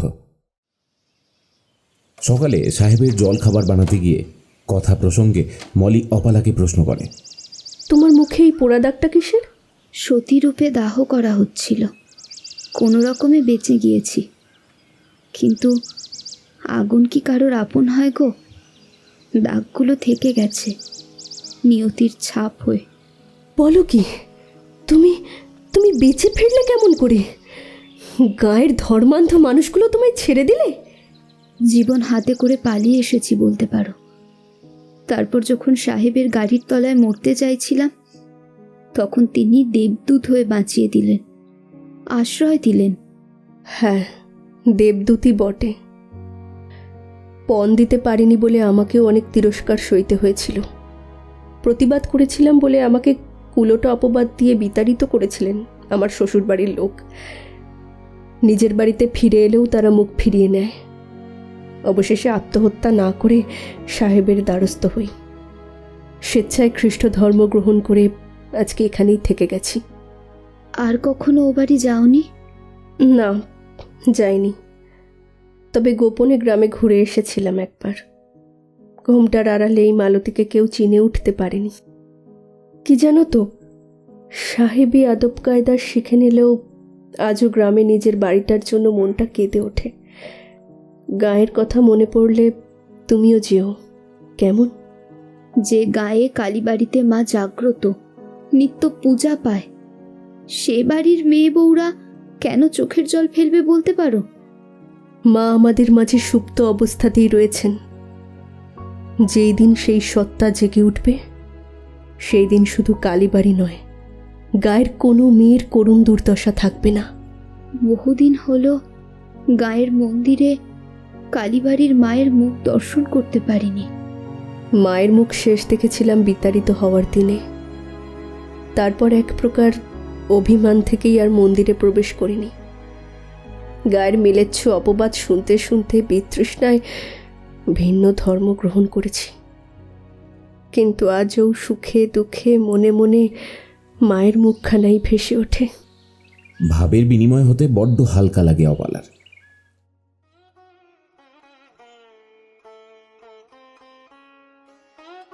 অবশেষে সুষমার দীর্ঘ প্রতীক্ষার অবসান ঘটিয়ে পূজার সেই শুভ দিনটি উপস্থিত হল। দীর্ঘ বিপত্তির পর মায়ের পুজোর যোগানে কোনো রূপ খামতি রাখেনি সুষমা। ওরে বাছা, করেছিস কি? এতদিন বাড়িটা যেন ঝিমিয়েছিল, আজ পুজোর দিনে কালীবাড়ি যেন সেই জৌলুস ফিরে পেয়েছে। মায়ের পূজায় কোনো ত্রুটি থাকবে না পিসি, দেখবেন মা ঠিক মুখ তুলে চাইবেন। সমস্ত পাপ থেকে এই কালীবাড়িকে মুক্তি দিও মা। আয়োজন সম্পূর্ণ হতেই প্রায় দিন ফুরিয়ে গেল। গোধূলি লগ্নে কালীবাড়ির মূল ফটক উন্মুক্ত হলো সকলের জন্য। সান্ধ্য প্রদীপ জ্বলে উঠতেই শুরু হলো মূল পূজা। সাধারণের ভিড়ে পূজা পরিবেশের সৌন্দর্য যেন দ্বিগুণ বেড়ে গেল। নিষিদ্ধ ঘর হতে সুষমা আজ উদ্ধার করে আনলো মায়ের খড়গ। ফুলের আচ্ছাদনে তা ঢেকে চুপি সারে রেখে দিল গর্ভগৃহে। পুজোর দিনে দেবীকে নিরস্ত্র রাখবে না, এই ভেবে সে প্রথমবার নিষেধাজ্ঞা অমান্য করল। দেবী মূর্তিকে নিরস্তর দেখে যেই ভাবাবেগে আঘাত লেগেছে, সেই প্রথাকে আর চলতে দেওয়া যাবে না। সুষমা পণ করেও দেবী মূর্তির হাতে খড়গ তুলে দিতে পারল না। ঝি চাকরানির কানা ঘুষোতে বিষয়টি টের পেতেই গুরুগম্ভীর ভাব নিয়ে হাজির হলো প্রতাপবাবু। এতক্ষণ সুষমার মনোবল দৃঢ় থাকলেও স্বামীকে ক্রুদ্ধ অবস্থায় দেখে তার মনোবলে চির ধরল। কার পরামর্শে এই কাজ তুমি করেছো সুষমা? আপনি একটিবার শুনুন, দেবীর অস্তর থাকতে তাকে নিরস্তর করে রাখা যে অন্যায়। কালীবাড়ির ন্যায় অন্যায় নির্ধারণ করে বাড়ির পুরুষেরা। নিজ সীমা অতিক্রম করো না। আজ পূজার দিন, বাড়ি ভর্তি লোকজন, এমন ব্যতিব্যস্ত হবেন না, আমি কথা দিচ্ছি। পূজার শেষে সেই অস্তর আমি নিজে বাক্সবন্দি করব। শুধু আজকের দিনে আপনি অশান্তি করবেন না। না, এ কখনোই সম্ভব নয়। কালীবাড়ির দেবী মূর্তির হাতে অস্ত্র থাকার অর্থ এই বাড়ির মহিলাদের স্বাবলম্বী হয়ে ওঠা। আর প্রতাপ বাড়ু যে বেঁচে থাকতে সম্ভব নয়, মহিলাদের আবার স্বাবলম্বী। বাড়ি ভর্তি লোকজনের সামনে প্রতাপবাবু পুষ্প আচ্ছাদিত সেই রেখাবি উল্টে দিল। শব্দ করে মায়ের উপর খড়গ মেঝেতে পড়ল। আরও একবার কালীবাড়ি সাক্ষী রইল প্রতাপবাবুর কুরুচিপূর্ণ মানসিকতার। শুরু হলো সমালোচনা। সুষমা আর সহ্য করতে না পেরে নিজেকে ঘরবন্দি করে নিল। আরও একবার দেবী নিরস্ত্র রূপেই পূজা পেলেন। পরদিন বেলাতে পরন্ত রোদে যখন আশপাশটা নির্জন নিস্তব্ধ, অপালা বেশ সাবধানে এগিয়ে এলো তাঁতিপাড়ার ঘাটে। এই স্থান তার অত্যন্ত প্রিয়। সই ফুলমণির সঙ্গে কাটানো বিকেলের মেয়েবেলাগুলো মনে পড়তেই ঠোঁটের কোণে তার হাসি ফুটে ওঠে। সবেমাত্র প্রাণ খোলা সেই আমেজ শ্বাসরূপে গ্রহণ করতে যাবে, ঠিক তখনই ফুলমণির কণ্ঠে ঘোর কাটল অপালার। মুখ ফিরিয়ে সইকে দেখতে গিয়ে ঘোমটা গেল খুলে। দীর্ঘদিন পর অপালাকে জীবিত অবস্থায় দেখে চোখে জল চলে এলো ফুলমণির। একে অপরকে আলিঙ্গন করে অপালাকে জড়িয়ে ধরে ফুলমণি বলল, তুমি তুমি বেঁচে আছো? আসতে বলো, পাছে কেউ শুনে ফেললে বিপদে পড়ব। কতদিন তোমায় দেখিনি, মুখের একই দশা তোমার। অমন সুন্দর মুখে যে পোড়া চামড়ায় টান ধরেছে। চিতার আগুনে পুড়েই তো মরতাম, মা রক্ষা করেছেন। তবে প্রতাপবাবু যে বলেছিলেন তুমি মারা গিয়েছ, দাহ কার্য হয়েছিল, সতী হয়েছিলে তুমি। বিধাতার নিষ্ঠুর পরিহাসে আজ এই দেহে প্রাণ থাকলেও আমি মৃতা। আক্ষরিক অর্থে এই জীবনের কোনো দাম নেই। তবে তুমি রয়েছ কোথায়? গাঁয়ের মানুষ যদি জানতে পারে যে সতী জীবিত রয়েছে, তবে ওরা তোমাকে কোনোভাবেই রেহাই দেবে না সই। বিশেষ করে আমার ঠাকুরপো আর তার সাঙ্গপাঙ্গরা। ভয় করছে সই। এইবার এইবার তুমি বেঁচে আছো জানলে তোমার স্বামীর মতো তোমাকেও শেষ করে ফেলবে ওরা। শেষের কথাটা শুনে পায়ের তলা থেকে যেন মাটি সরে গেল অপালার। কি বললে? ফুলমণি অপালার দুই বাহু স্পর্শ করে অশ্রুপূর্ণ চোখে জানালো, সেই দিন বটুকেশ্বর বাবুর বুকে বেদনা হয়েছিল বিষ খেয়ে। শেষ পাতে পায়েসে বিষ মিশিয়ে খাওয়ানো হয়েছিল তেনাকে। শুধু তাই নয়, দাহ কার্যের রাতে প্রতাপবাবুর সব জমিজমা হরণ করে নেবে বলছিলেন। আড়াল থেকে আমি সব শুনেছি। বলছো কি? তুমি নিশ্চিত? হ্যাঁ, আমি নিশ্চিত। সেই উচ্ছিষ্ট পায়েস খেয়েই আমার পোষা সারমেয়টি মারা গিয়েছে। অপালার দৃষ্টি স্থির হয়ে আসে। সত্যের সম্মুখীন হতেই বিশ্বাসের আস্তরণটা তার কেটে গেছে। তবে নিয়তির পরিহাস নয়, সবই ইচ্ছাকৃতভাবে ঘটানো হয়েছে। মনের মধ্যে তার কথাগুলো ঘুরপাক খেতে থাকে। প্রাণটা ডুকরে কেঁদে উঠতে চাইলেও আজ আর উপায় নেই। মাঝে ফুলমণির কথাগুলো আর শোনা হয় না। কি যেন আকাশ কুসুম ভেবে অপালা বলে, সময় হয়েছে সই, এই বেলা ফিরে যেতে হবে। যাবে কোথায়? মন্দিরে। মায়ের সাথে খানিক বোঝাপড়া বাকি রয়ে গেছে যে, তার মীমাংসা করে আমাকে ফিরতেই হবে। মুখে ঘোমটা টেনে হাঁটা পথ ধরে সে এগিয়ে যায় মন্দিরের উদ্দেশ্যে। পুজো শেষে কিছু অভুক্ত মানুষেরা মায়ের ভোগ প্রসাদ নিজেদের মধ্যে ভাগ করে খাচ্ছে। অপালা নিঃশব্দে মন্দিরের থামে হেলান দিয়ে বসে থাকে। মায়ের উজ্জ্বল মুখটি দেখে কোনো প্রতিক্রিয়া না করে বরং স্থির দৃষ্টিতে তাকিয়ে থাকে। এই প্রথমবার সে দেবী মূর্তির সামনে ডুকরে কেঁদে ওঠেনি। তবে সেই লাবণ্যময়ী মুখের মাঝেও চোখ খানিকটা আর্দ্র মনে হলো তার। দেবী মূর্তির চোখে আর্দ্র ভাব অবিশ্বাস হলেও অপালা তা প্রত্যক্ষ করেছে। বোধহয় মেয়ের কষ্টে আজ মাও কাঁদছেন। ভোগ প্রসাদ খেয়ে এক পাগলিনী অপালাকে চুপ করে বসে থাকতে দেখে তার ঘোর কাটিয়ে বলে ওঠে, বলি ও মেয়ে, কারে খুঁজছো অমন আকুলয়ে? অপালা একটু চমকে গিয়ে পরক্ষণেই নিজেকে সামলে নিয়ে তাকে লক্ষ্য করে বলে, নিজেকে। সেই মহিলা হেসে দেবী মূর্তির দিকে একবার তাকিয়ে নিয়ে আবার বলে, পাবে পাবে, ঠিক দেখা পাবে।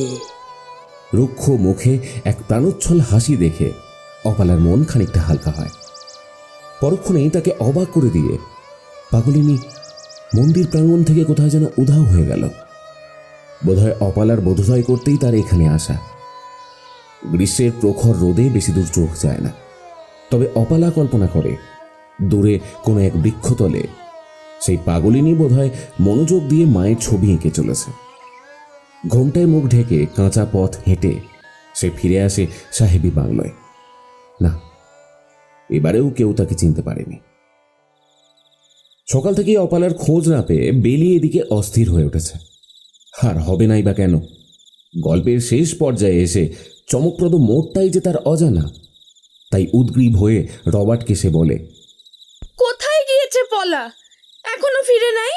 সে প্রাণ খোলা শ্বাস নিতে বেরিয়েছে। চিন্তা করবেন না, সময় শেষে ঠিকই ফিরে আসবে। অভাগী যাওয়ার জায়গা তো আর নেই। 12 বছরের মেয়ে অভাগী শব্দের প্রকৃত অর্থ না জানায় হতবাক দৃষ্টিতে তাকিয়ে থাকে।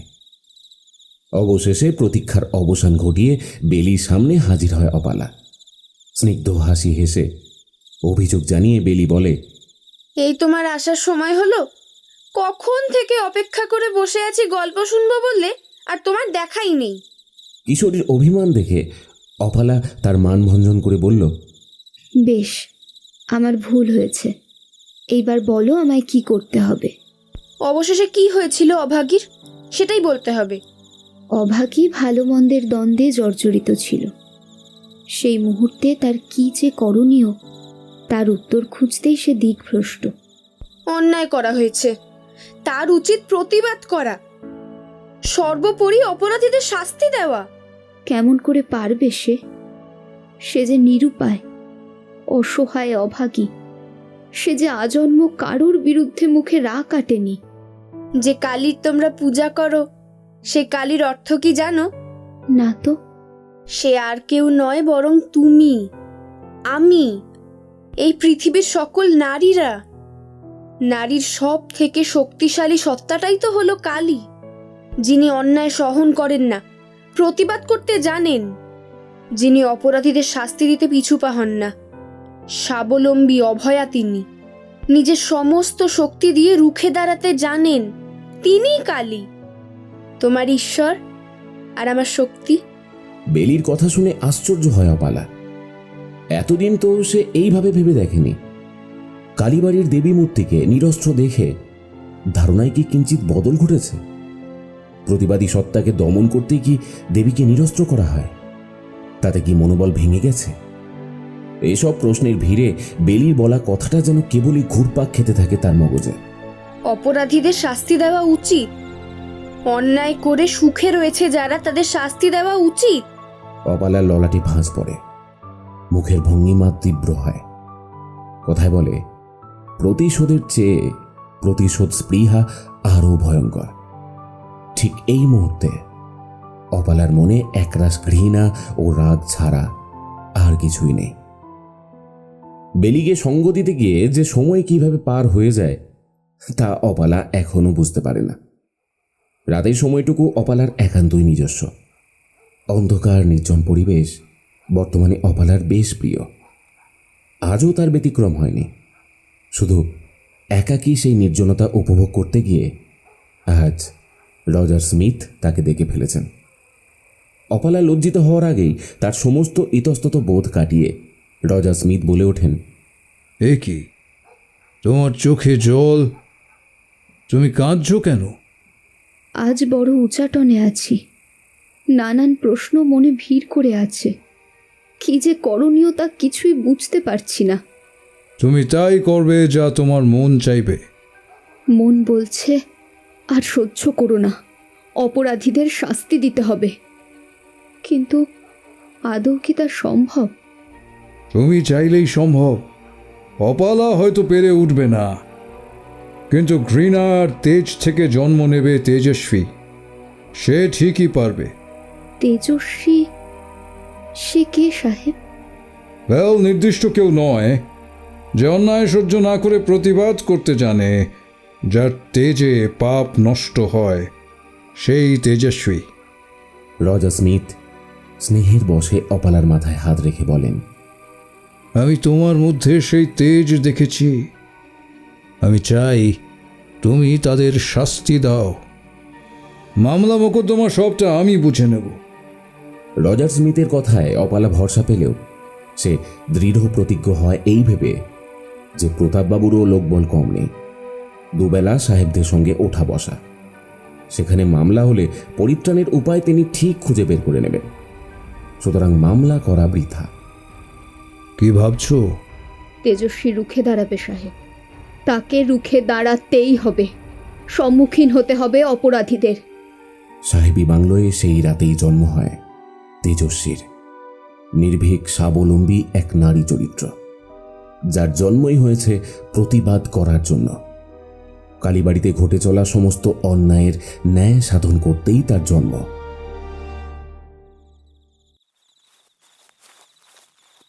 গায়ের মেঠো পথ ধরে বাপের বাড়ি থেকে ফিরছিল ফুলমণি, আর তখনই তার মুখোমুখি হলো মদ্যপ নিতাই আর ভোলা। রাতের আঁধারে তাকে একাকী ফিরতে দেখে নিতাই ভুরু উঁচিয়ে বলল, রাত বিরেতে একাকী কোথায় চললে? খুব খুব তাড়া আছে মনে হচ্ছে। পথ ছাড়ো বলছি। মদ্যপান করে পথ আটকে দাঁড়ালে যে, চলে যাও বলছি, নয়তো এক্ষুনি গ্রামবাসীদের হাঁক দেব। নিতাই কৌশল করে ফুলমণির মুখ চেপে ধরে। তারপর তারা দুজনে তাকে টেনে হিঁচড়ে আঁধারে গাছের আড়ালে নিয়ে গিয়ে তার সম্মানহানি করে। কেউ বাঁচাতে আসে না।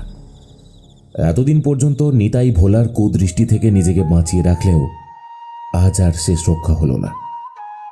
লাঞ্ছিত অবস্থায় বাড়ি ফিরে আত্মঘাতী হয় ফুলমণি। বিষ খেয়ে সে মৃত্যুবরণ করে। সেই খবর গ্রামে জানাজানি হতেই ক্ষুব্ধ হয় তেজস্বী। জ্যৈষ্ঠ শেষে আষাঢ়ে বৃষ্টির দেখা মিলতেই গ্রাম জুড়ে রটে যায় এক গুজব। ইদানিং মধ্যরাতে নাকি কোনো মায়াবী নারী হানা দেয়, ঘুরে বেড়ায় মাঠে ঘাটে।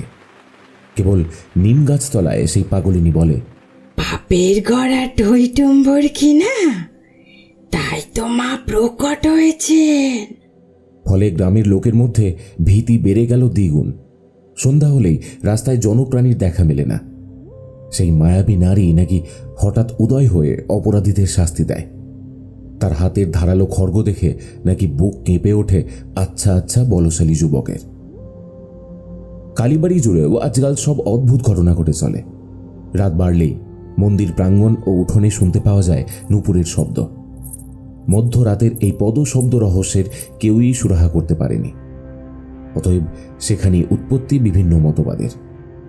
বাড়ির চাকর বাকরেরা কেউ কেউ দাবি করে কালীবাড়ির স্বয়ং মা কালী তাঁর শোভিত রত্নখচিত নূপুরটি পরে সারা বাড়ি ঘুরে দেখেন। আবার অনেকে মনে করে রাতের অন্ধকারকে আশ্রয় করে একদল দস্যু তাদের ভাব বিনিময় করে থাকে ওই শব্দের মাধ্যমে। কানাঘুষ হয়ে বিপদের আশঙ্কা পেয়ে প্রতাপবাবু তাই প্রহরীর সংখ্যা বাড়িয়ে দিলেন। সজাগ প্রহরীরা রাত জেগে পাহারা দিলেও তিনি স্বস্তি পান না। আজকাল ঘুমও কমে আসায় সকলের অজান্তে তিনি বাড়িটা হেঁটে দেখেন। কিসের যেন একটা ভয় তাকে তাড়া করে নিয়ে বেড়ায়। পূর্ণিমার রাতে অন্যান্য দিনের মতো আজও ঘুম না আসাতে হাঁসফাঁস করে উঠলেন প্রতাপবাবু। গলা ভর্তি জল খেয়ে তারপর বেরিয়ে পড়লেন তার নৈশ যাত্রায়। বাড়ির অন্দরমহলে বার কয়েক পায়চারি করে অবশেষে তিনি উঠোনের দিকে হেঁটে গেলে শুনতে পেলেন নূপুরের শব্দটা। নিস্তব্ধ বাড়িটাকে পূর্ণিমার আলোতে এতক্ষণ সুন্দর দেখালেও মধ্যরাতে এমন অযাচিত নূপুরের শব্দে প্রতাপবাবুর গা শিউরে উঠল। কৌতূহলবশত এগিয়ে যেতেই মনে হলো মন্দিরের গর্ভগৃহের সদর দরজা খোলা। কিন্তু মধ্যরাতে দরজা খুলল কে? সেই প্রসঙ্গে ভাবতে গিয়েই তার চোখ স্থির হয়ে যায়। মন্দির থেকে বেশ খানিকটা দূরে একখানা ছায়া যেন এখনই সরে গেল। তবে কি যা রুটেছে সবই সত্যি? সত্যি কি মা ঘুরে দেখেন? এক নারী মূর্তি, যার দীর্ঘ কেশরাশি যেন অবহেলিত, শীর্ণ শরীর রুক্ষ মেজাজে দাঁড়িয়ে আছে খানিকটা দূরে। অন্ধকারে মুখটা স্পষ্ট বোঝা না গেলেও সেই এক ঠাঁয়ে দৃষ্টি যে অসন্তোষের তা বুঝতে এতটুকু অসুবিধা হয় না প্রতাপবাবুর। খানিকটা ভয় পেয়েই গলা ছেড়ে তিনি বলে ওঠেন, কে কে ওখানে? প্রশ্ন করা মাত্রই মুহূর্তের মধ্যে মূর্তিটি যেন অন্ধকারে বিলীন হয়ে যায়। আজকাল মধ্যরাতে তেজস্বী ঘরে থাকে না, নিয়ম করে রাতের অপেক্ষায় থাকে। রাস্তার সারমেয়গুলি অজান্তেই ভীষণ আপন হয়ে উঠেছে তার মুখের পোড়া চামড়া দেখে তারা ভয় পায় না বা ঘৃণা করে দূরে ঠেলে দেয় না। তেজস্বী সমস্ত অপরাধের প্রতিশোধ নিতে অপেক্ষা করে থাকে তার অপরাধীদের জন্য। সঠিক সময়ের সুযোগের অপেক্ষায় আছে সে। মায়ের কাছে নিত্য প্রার্থনা করে শুধু একবার সেই অপরাধীদের মুখোমুখি তাকে করে দেওয়ার জন্য। বাকি হিসেবটুকু সে নিজেই বুঝে নেবে। প্রতাপবাবুর প্রতিপত্তি বেড়ে উঠতেই তাঁর সাঙ্গপাঙ্গরা আরও যেন নিষ্ঠুর আর অশ্লীল হয়ে উঠেছে। প্রায়ই শোনা যায় তাদের অশ্লীলতার গুঞ্জন।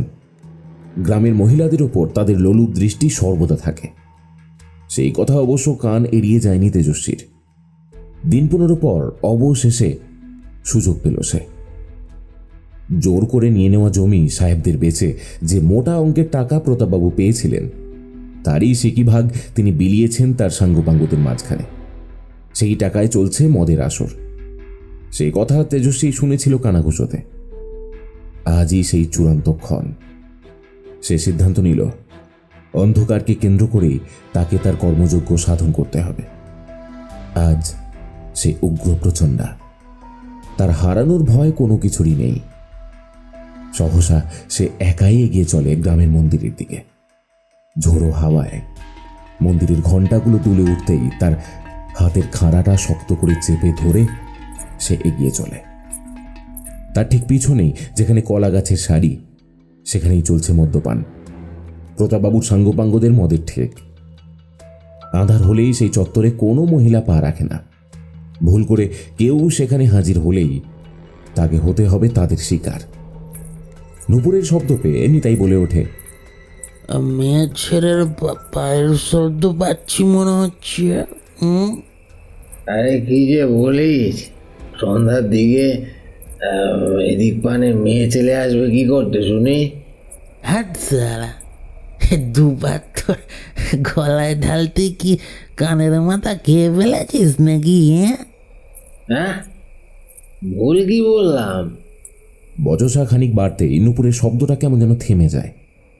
এই শব্দটা থেমে গেল না? কেমন যেন ভয় ভয় করছে। যা তো, যা যা যা গিয়ে দেখ সালা। কোন মেয়ের এত বড় আস্পর্ধা? রাত বিরেতে সালার যত উপদ্রব।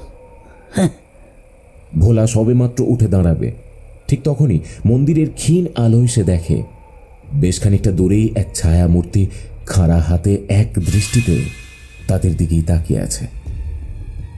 সেই ছায়া মূর্তির এলোমেলো সুদীর্ঘ কেশরাশি দেখে অস্পষ্ট স্বরে ভোলা বলে ওঠে, আমি কি দেখছি? স্বয়ং মা কালী যেন জীবন্ত হয়ে দূরে দাঁড়িয়ে রয়েছে। সালা পেটে পড়তেই মেয়েকে মা দেখছিস? এত সাধু হলি কবে থেকে রে তুই? তেজস্বী বেশ কিছু পা এগিয়ে আসতেই নিতাই এবার গম্ভীর স্বরে বলে ওঠে, এই এই কে ওখানে? ঝাপসা দৃষ্টি স্থির হতেই নিতাই এবার চমকে ওঠে। বিপদের আশঙ্কা করে ভোলা বলে, বৌরানী এইখানে? মুখের কি বিভৎস দশা! পোড়া চামড়ায় টান ধরতে মুখের সেই সৌন্দর্য কোথায় যেন হারিয়ে গেছে। দুজনকে একই সঙ্গে সুরাপানের সুখ পেতে দেখে ক্ষোভে ফেটে পড়ে তেজস্বী। হিতাহিত জ্ঞান হারিয়ে এক কোপ বসিয়ে দেয় ভোলার শরীরে। একটা সুঠাম বলশালী দেহকে নিমেষে রক্তে ভেসে যেতে দেখে নিতাইয়ের বুক কেঁপে ওঠে। কি বিভৎসতা! তুমি তুমি তুমি এখনো মরনি?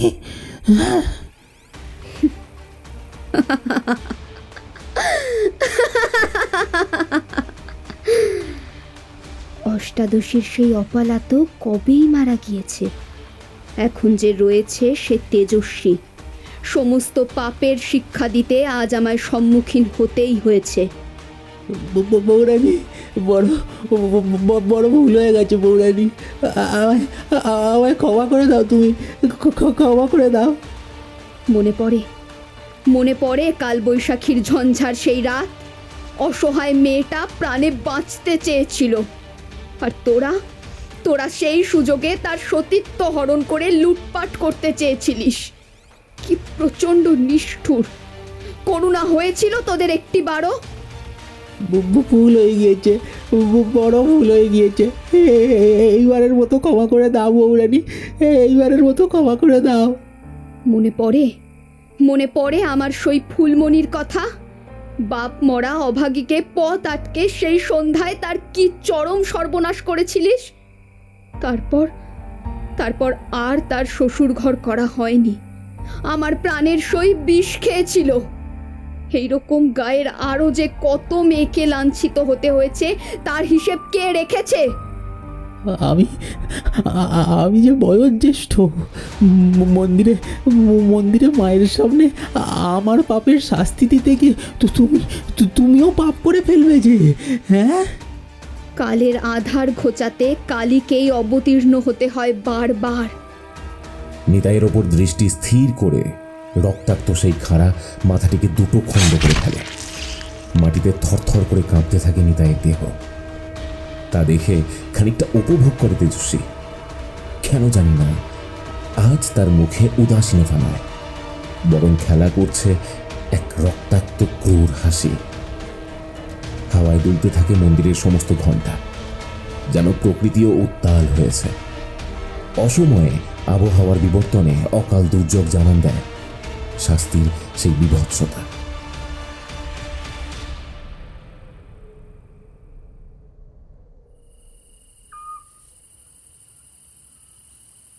কালীবাড়ির বর্তমান গিন্নি সুষমা আজ নানান কাজের ব্যস্ততায় বাড়ির জাগ্রত দেবী মূর্তির সামনে প্রদীপ জ্বেলে উঠতে পারেননি। ঠাকুরঘরে তাকে আনমনা অবস্থায় দেখে রাঙাপিসি বলে উঠলেন, কোন দিকে মন দিয়েছ শুনি? না মানে পিসিমা। থাক বাচ্চা থাক, আমায় আর কিছু বলতে হবে না, আমি সব জানি। মানছি তোমার স্বামী বদমেজাজি, মেয়ে মানুষকে অত গুরুত্ব দেয়নি, তাই বলে তুমি কি স্ত্রী আচার ভুলে যাবে? স্ত্রী ধর্ম পালন করতেই যে রয়ে গিয়েছি, হয়তো কবেই। সইতে শেখো মা, সইতে শেখো। কালীবাড়ির মা কালী আমাদের উগ্র নন, তিনি সমস্ত উগ্রতা ত্যাগ করে সহনশীলা। আর কত সইব বলতে পারেন? স্বামীর রাগ শিবের মতোই, প্রথমে রুদ্ররূপ হলেও পরে তা নিস্তেজ হয়ে পড়ে। কি করে বোঝাবো পিসিমা, ওনার মধ্যে শিব বিলীন হয়ে সবে পরিণত হয়েছে যে। সুষমার বলা শেষের কথাগুলোর অর্থ না বুঝতে পেরে অবশেষে রাঙাপিসি বলে ওঠেন, সন্ধে পেরোতে চললো, পিদিমখানা জেলে দিও।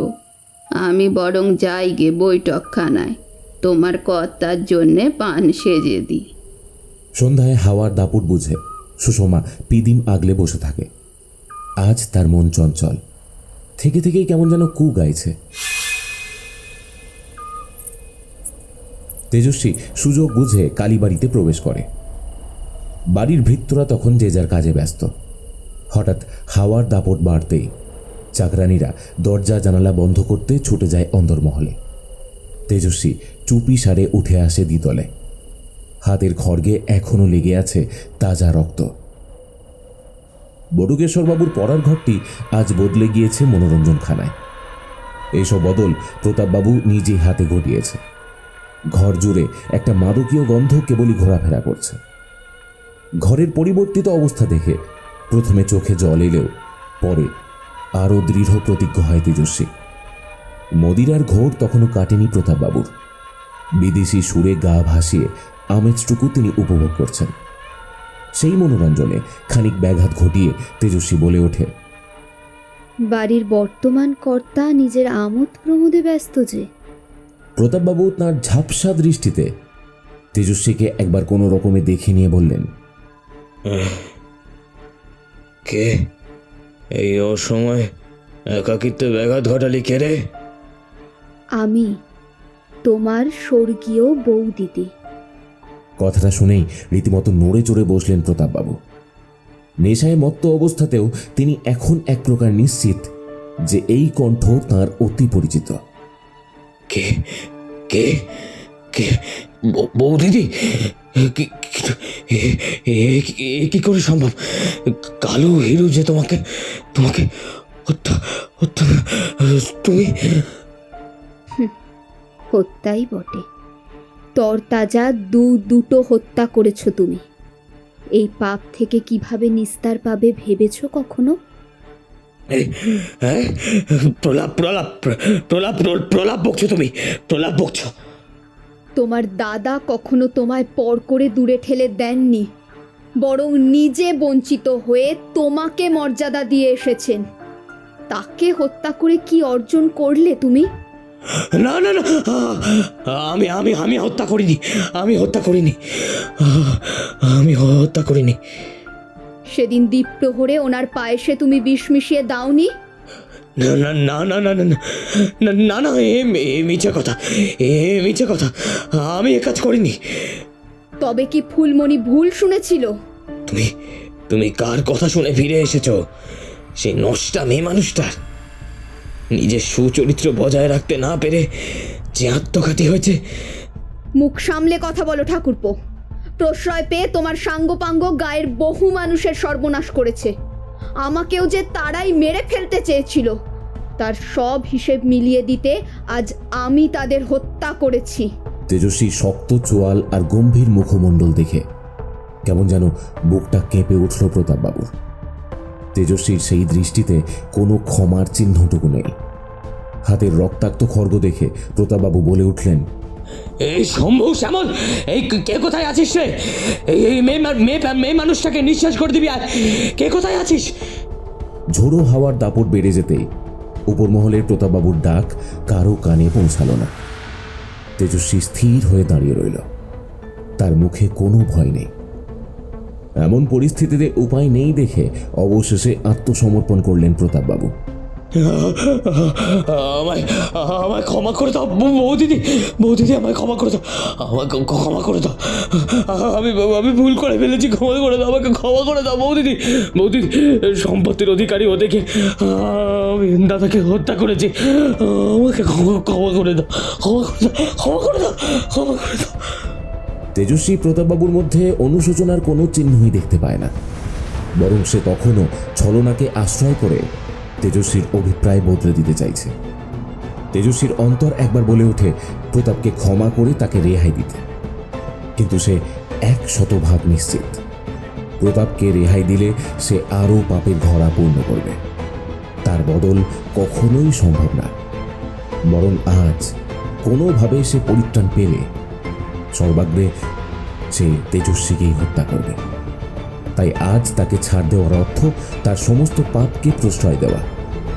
পাপকে ঘৃণাই করা উচিত, কিন্তু এখানে পাপই যে স্বয়ং পাপ হয়ে সকলকে দুর্বিষহ করে তুলেছে। তাই তেজস্বী আর কোনো কিছু না ভেবেই হাতের মুঠো শক্ত করল। তেজস্বী মুহূর্তের মধ্যে প্রতাপের ধর থেকে মুন্ডু ছিন্ন করে ফেলল। তার রক্ত মাংসের শরীরটা মেঝেতে থরথর করে কাঁপছে। তেজস্বী সেই দৃশ্য উপভোগ করে, রক্তে ভেসে যায় সাবেকি মেঝে। তারপর বটুকেশ্বর বাবুকে স্মরণ করে তেজস্বী বলে ওঠে, আপনি শুনছেন? আজ অপালা আর নেই, বরং তেজস্বী হয়ে স্বাবলম্বী হয়েছে, প্রতিবাদ করতে শিখেছে। পাপের শাস্তি দিতে বোধ করি নিজেও পাপ করেছি, কিন্তু ওই যে ভবখুড়ো বলতেন, যতবারই মনের মাঝে শিব বিলীন হয়ে পাপের উদয় হবে, ততবারই মা আসবেন পাপকে সংহার করতে। সেই প্রবাদকে মিছে হতে দিই কেমন করে? তেজস্বী অবশেষে নিজেকে সামাল দিয়ে নেমে এলো নিচতলাতে। হাওয়ার দাপট তো এতক্ষণ ছিলই, এখন শুরু হয়েছে বৃষ্টিপাত। সকলেই অন্দরমহলে দৌড় ভেজিয়ে নিরাপদে আছে। কাছে পিঠে কাউকেই চোখে পড়ল না। তেজস্বী সুষ্ঠুভাবে লোকচক্ষুর আড়ালে কালীবাড়ির মন্দিরে এসে উপস্থিত হল। আবহাওয়া খারাপ হওয়া সত্ত্বেও এক সদভা স্ত্রী গর্ভগৃহে প্রদীপের নিভু নিভু শিখা আগলে বসে আছে। দূর থেকে তাকে দেখে বড্ড অসহায় মনে হচ্ছে। সে কেবল দেবী মূর্তির দিকে এক দৃষ্টিতে তাকিয়ে আছে, বোধহয় খানিক বোঝাপড়া করছে। তেজস্বীর বুঝতে বিন্দুমাত্র অসুবিধা হয় না, সেই মহিলা আর অন্য কেউ নয়, সুষমা। সকাল থেকেই সুষমার মন ভারাক্রান্ত ছিল, কোনো কাজেই মন ছিল না। পাছে ফুলপিসি রাগ করে সেইভাবে কোনো প্রকার গতানুগতিক কাজ করে চলেছিল। তারপর এক সময় এসে মায়ের মূর্তির দিকে অপলক দৃষ্টিতে তাকিয়েছিল। বাইরের ভারী বৃষ্টি বা বজ্রপাত তার মনোসংযোগে বিন্দুমাত্র ব্যাঘাত ঘটতে পারেনি। বাইরের ভারী হাওয়ার দাপট, বজ্রপাত, বৃষ্টি এসব তার মনোসংযোগে বিন্দুমাত্র ব্যাঘাত ঘটাতে পারেনি। তেজস্বী নিজের রক্তাক্ত খাড়াটি নিয়ে আরও এগিয়ে আসে মন্দির বাড়ির প্রাঙ্গণের দিকে। হাঁটার সময় উঠোনে চুইয়ে পড়ে কয়েক ফোঁটা রক্তবিন্দু। তুমুল বৃষ্টিতে সেটাও ধুয়ে যায়। সামনের দিকে তাকালেই দেখা যায় সুষমা অসহায় হয়ে বসে রয়েছে, আর ক্রমশ চোখে জল ফেলেই চলেছে। কানে একটা নরম হাতের স্পর্শ পেয়ে চমকে ওঠে সুষমা। তারপর তেজস্বীকে রক্তাক্ত অবস্থায় দেখে আরও চমকে উঠে সুষমা বলে ওঠে, দিদি, তুমি এইখানে? ক্ষণিকের জন্য মুখে রা কাটে না সে, বরং রক্তাক্ত সেই খাড়া দেখিয়ে বলে, মায়ের এই অস্ত্রখানা দিয়েই আজ তোমার স্বামীকে হত্যা করেছি সুষমা। প্রথমে একটু শিউরে উঠলেও পরে স্বাভাবিক অভিব্যক্তিতেই বলে সুষমা, তবে এই ছিল তার নিয়তি। আমায় ক্ষমা করো বোন, আমি তোমার অপরাধী। তোমার স্বামীকে হত্যার দরুন যা শাস্তি দেওয়ার তুমি তা দিতেই পারো, আমি তোমাকে বাধা দেব না। যে কাজ আমি করতে পারিনি তুমি তা পেরেছ। তুমি রাগ করনি? স্বামীর মৃত্যুতে কি শোক হচ্ছে না তোমার? সুষমা এবার দেবী মূর্তির দিকে তাকিয়ে বলে ওঠে, দাদু বলতেন কালীবাড়ির কালী মা নয়, মেয়ে জ্ঞানে তার পূজা করা হয়, তাই তিনি নিরস্তর। ঠিক যেমন আমরা চিরটা কাল অন্যায় মুখ বুজে মেনে নিয়েছি, সহনশীলতার পরিচয় দিয়ে ঘরকন্যা করেছি, কিন্তু প্রতিবাদ তো করিনি। তেজস্বীর চোখ থেকে জল গড়িয়ে পড়ে। এতক্ষণে শক্ত হৃদয়ে কোথাও যেন একটা তীব্র আঘাত লেগেছে। তা থেকেই বেদনা অনুভব হতে হতে চোখে জল চলে এসেছে। বোধহয় তার মাঝের অপালা সত্তা বাধাহীনভাবে বেরিয়ে আসতে চাইছে। ছেলেবেলা থেকেই মা ঠাকুমা সব সময় সবকিছু সয়ে যেতেই বলতেন, লক্ষ্মী হতে বলেছিলেন, কিন্তু অন্যায়ের প্রতিবাদ করতে তো শেখায়নি। করি তেনারাও সয়ে গিয়েছেন, তবে আর না। আজ থেকে কালীবাড়ির কালী পূজিতা হবেন রুদ্ররূপে, যিনি নিরস্তর নন, বরং শিব বিলীন হলেই ভারসাম্য রক্ষার্থে প্রকট হবেন প্রত্যেকটি নারী সত্তার মধ্যে। তেজস্বী এবার আবেগের বশবর্তী হয়ে জড়িয়ে ধরে সুষমাকে। একে অপরকে জড়িয়ে ধরে কেঁদে ওঠে। মাঝে কালী মূর্তিটির মুখটা যেন শোকে ম্লান হয়ে আসে। ক্ষণিক বাদে সুষমা সেই রক্তাক্ত খাড়াটি নিজের হাতে দেবী মূর্তির হাতে তুলে দেয়। কেউ দেখে ফেলার আগে তুমি ফিরে যাও দিদি, আমি সামলে নেব, কথা দিলাম। স্বামীর ভুলগুলো আমি শুধরে নেব। তুমি ফিরে যাও সেই গুপ্ত ঠিকানায়, আমি অন্দরমহলে ফিরব। সুষমার মুখে কোনো প্রকার শোকের চিহ্নটুকু নেই, বরং উন্মাদের মতো ঝুলন্ত ঘণ্টা সে বাজিয়ে চলেছে। সমস্ত অবিচারের প্রতিশোধ নিতে আজ প্রকৃতিও যেন উত্তাল হয়েছে। অকাল বর্ষণ ধুইয়ে দিচ্ছে উঠোনের রক্তের দাগ। একসময় সুষমা গর্ভগৃহ ত্যাগ করে বৃষ্টিতে ভিজেই চলে যায় অন্দরমহলে। শেষবারের মতো ফিরে দেখে না তেজস্বীকে। তেজস্বী অবশেষে মাকে প্রণাম করে বিদায় নেয় চিরতরে।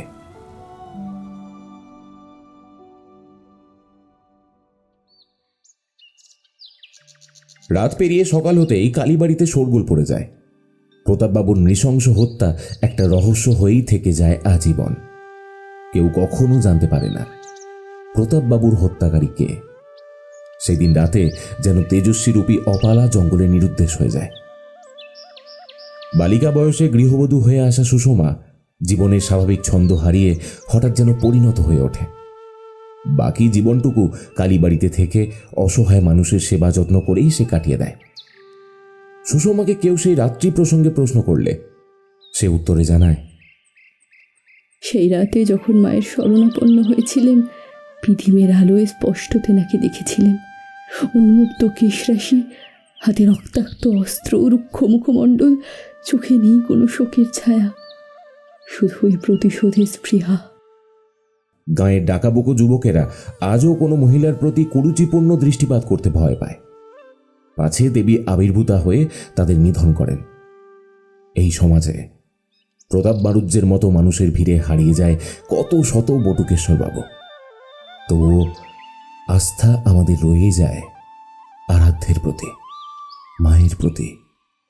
কেউ না জানলেও সুষমা ঠিকই জানে, যেখানেই অপালার মৃত্যু সেখানেই জন্ম তেজস্বীর।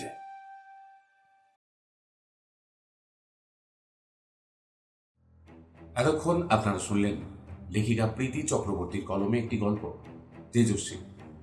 গল্পটা কেমন লাগলো অবশ্যই আমাদের কমেন্ট করে জানাতে ভুলবেন না। আর ভালো লাগলে আমাদের এই চ্যানেলটি সাবস্ক্রাইব করে আমাদের পাশে থাকার অনুরোধ রইল। পরের দিন আবার আমরা ফিরে আসছি নতুন কোনো গল্প নিয়ে। ততদিন পর্যন্ত সবাই ভালো থাকবেন, সুস্থ থাকবেন।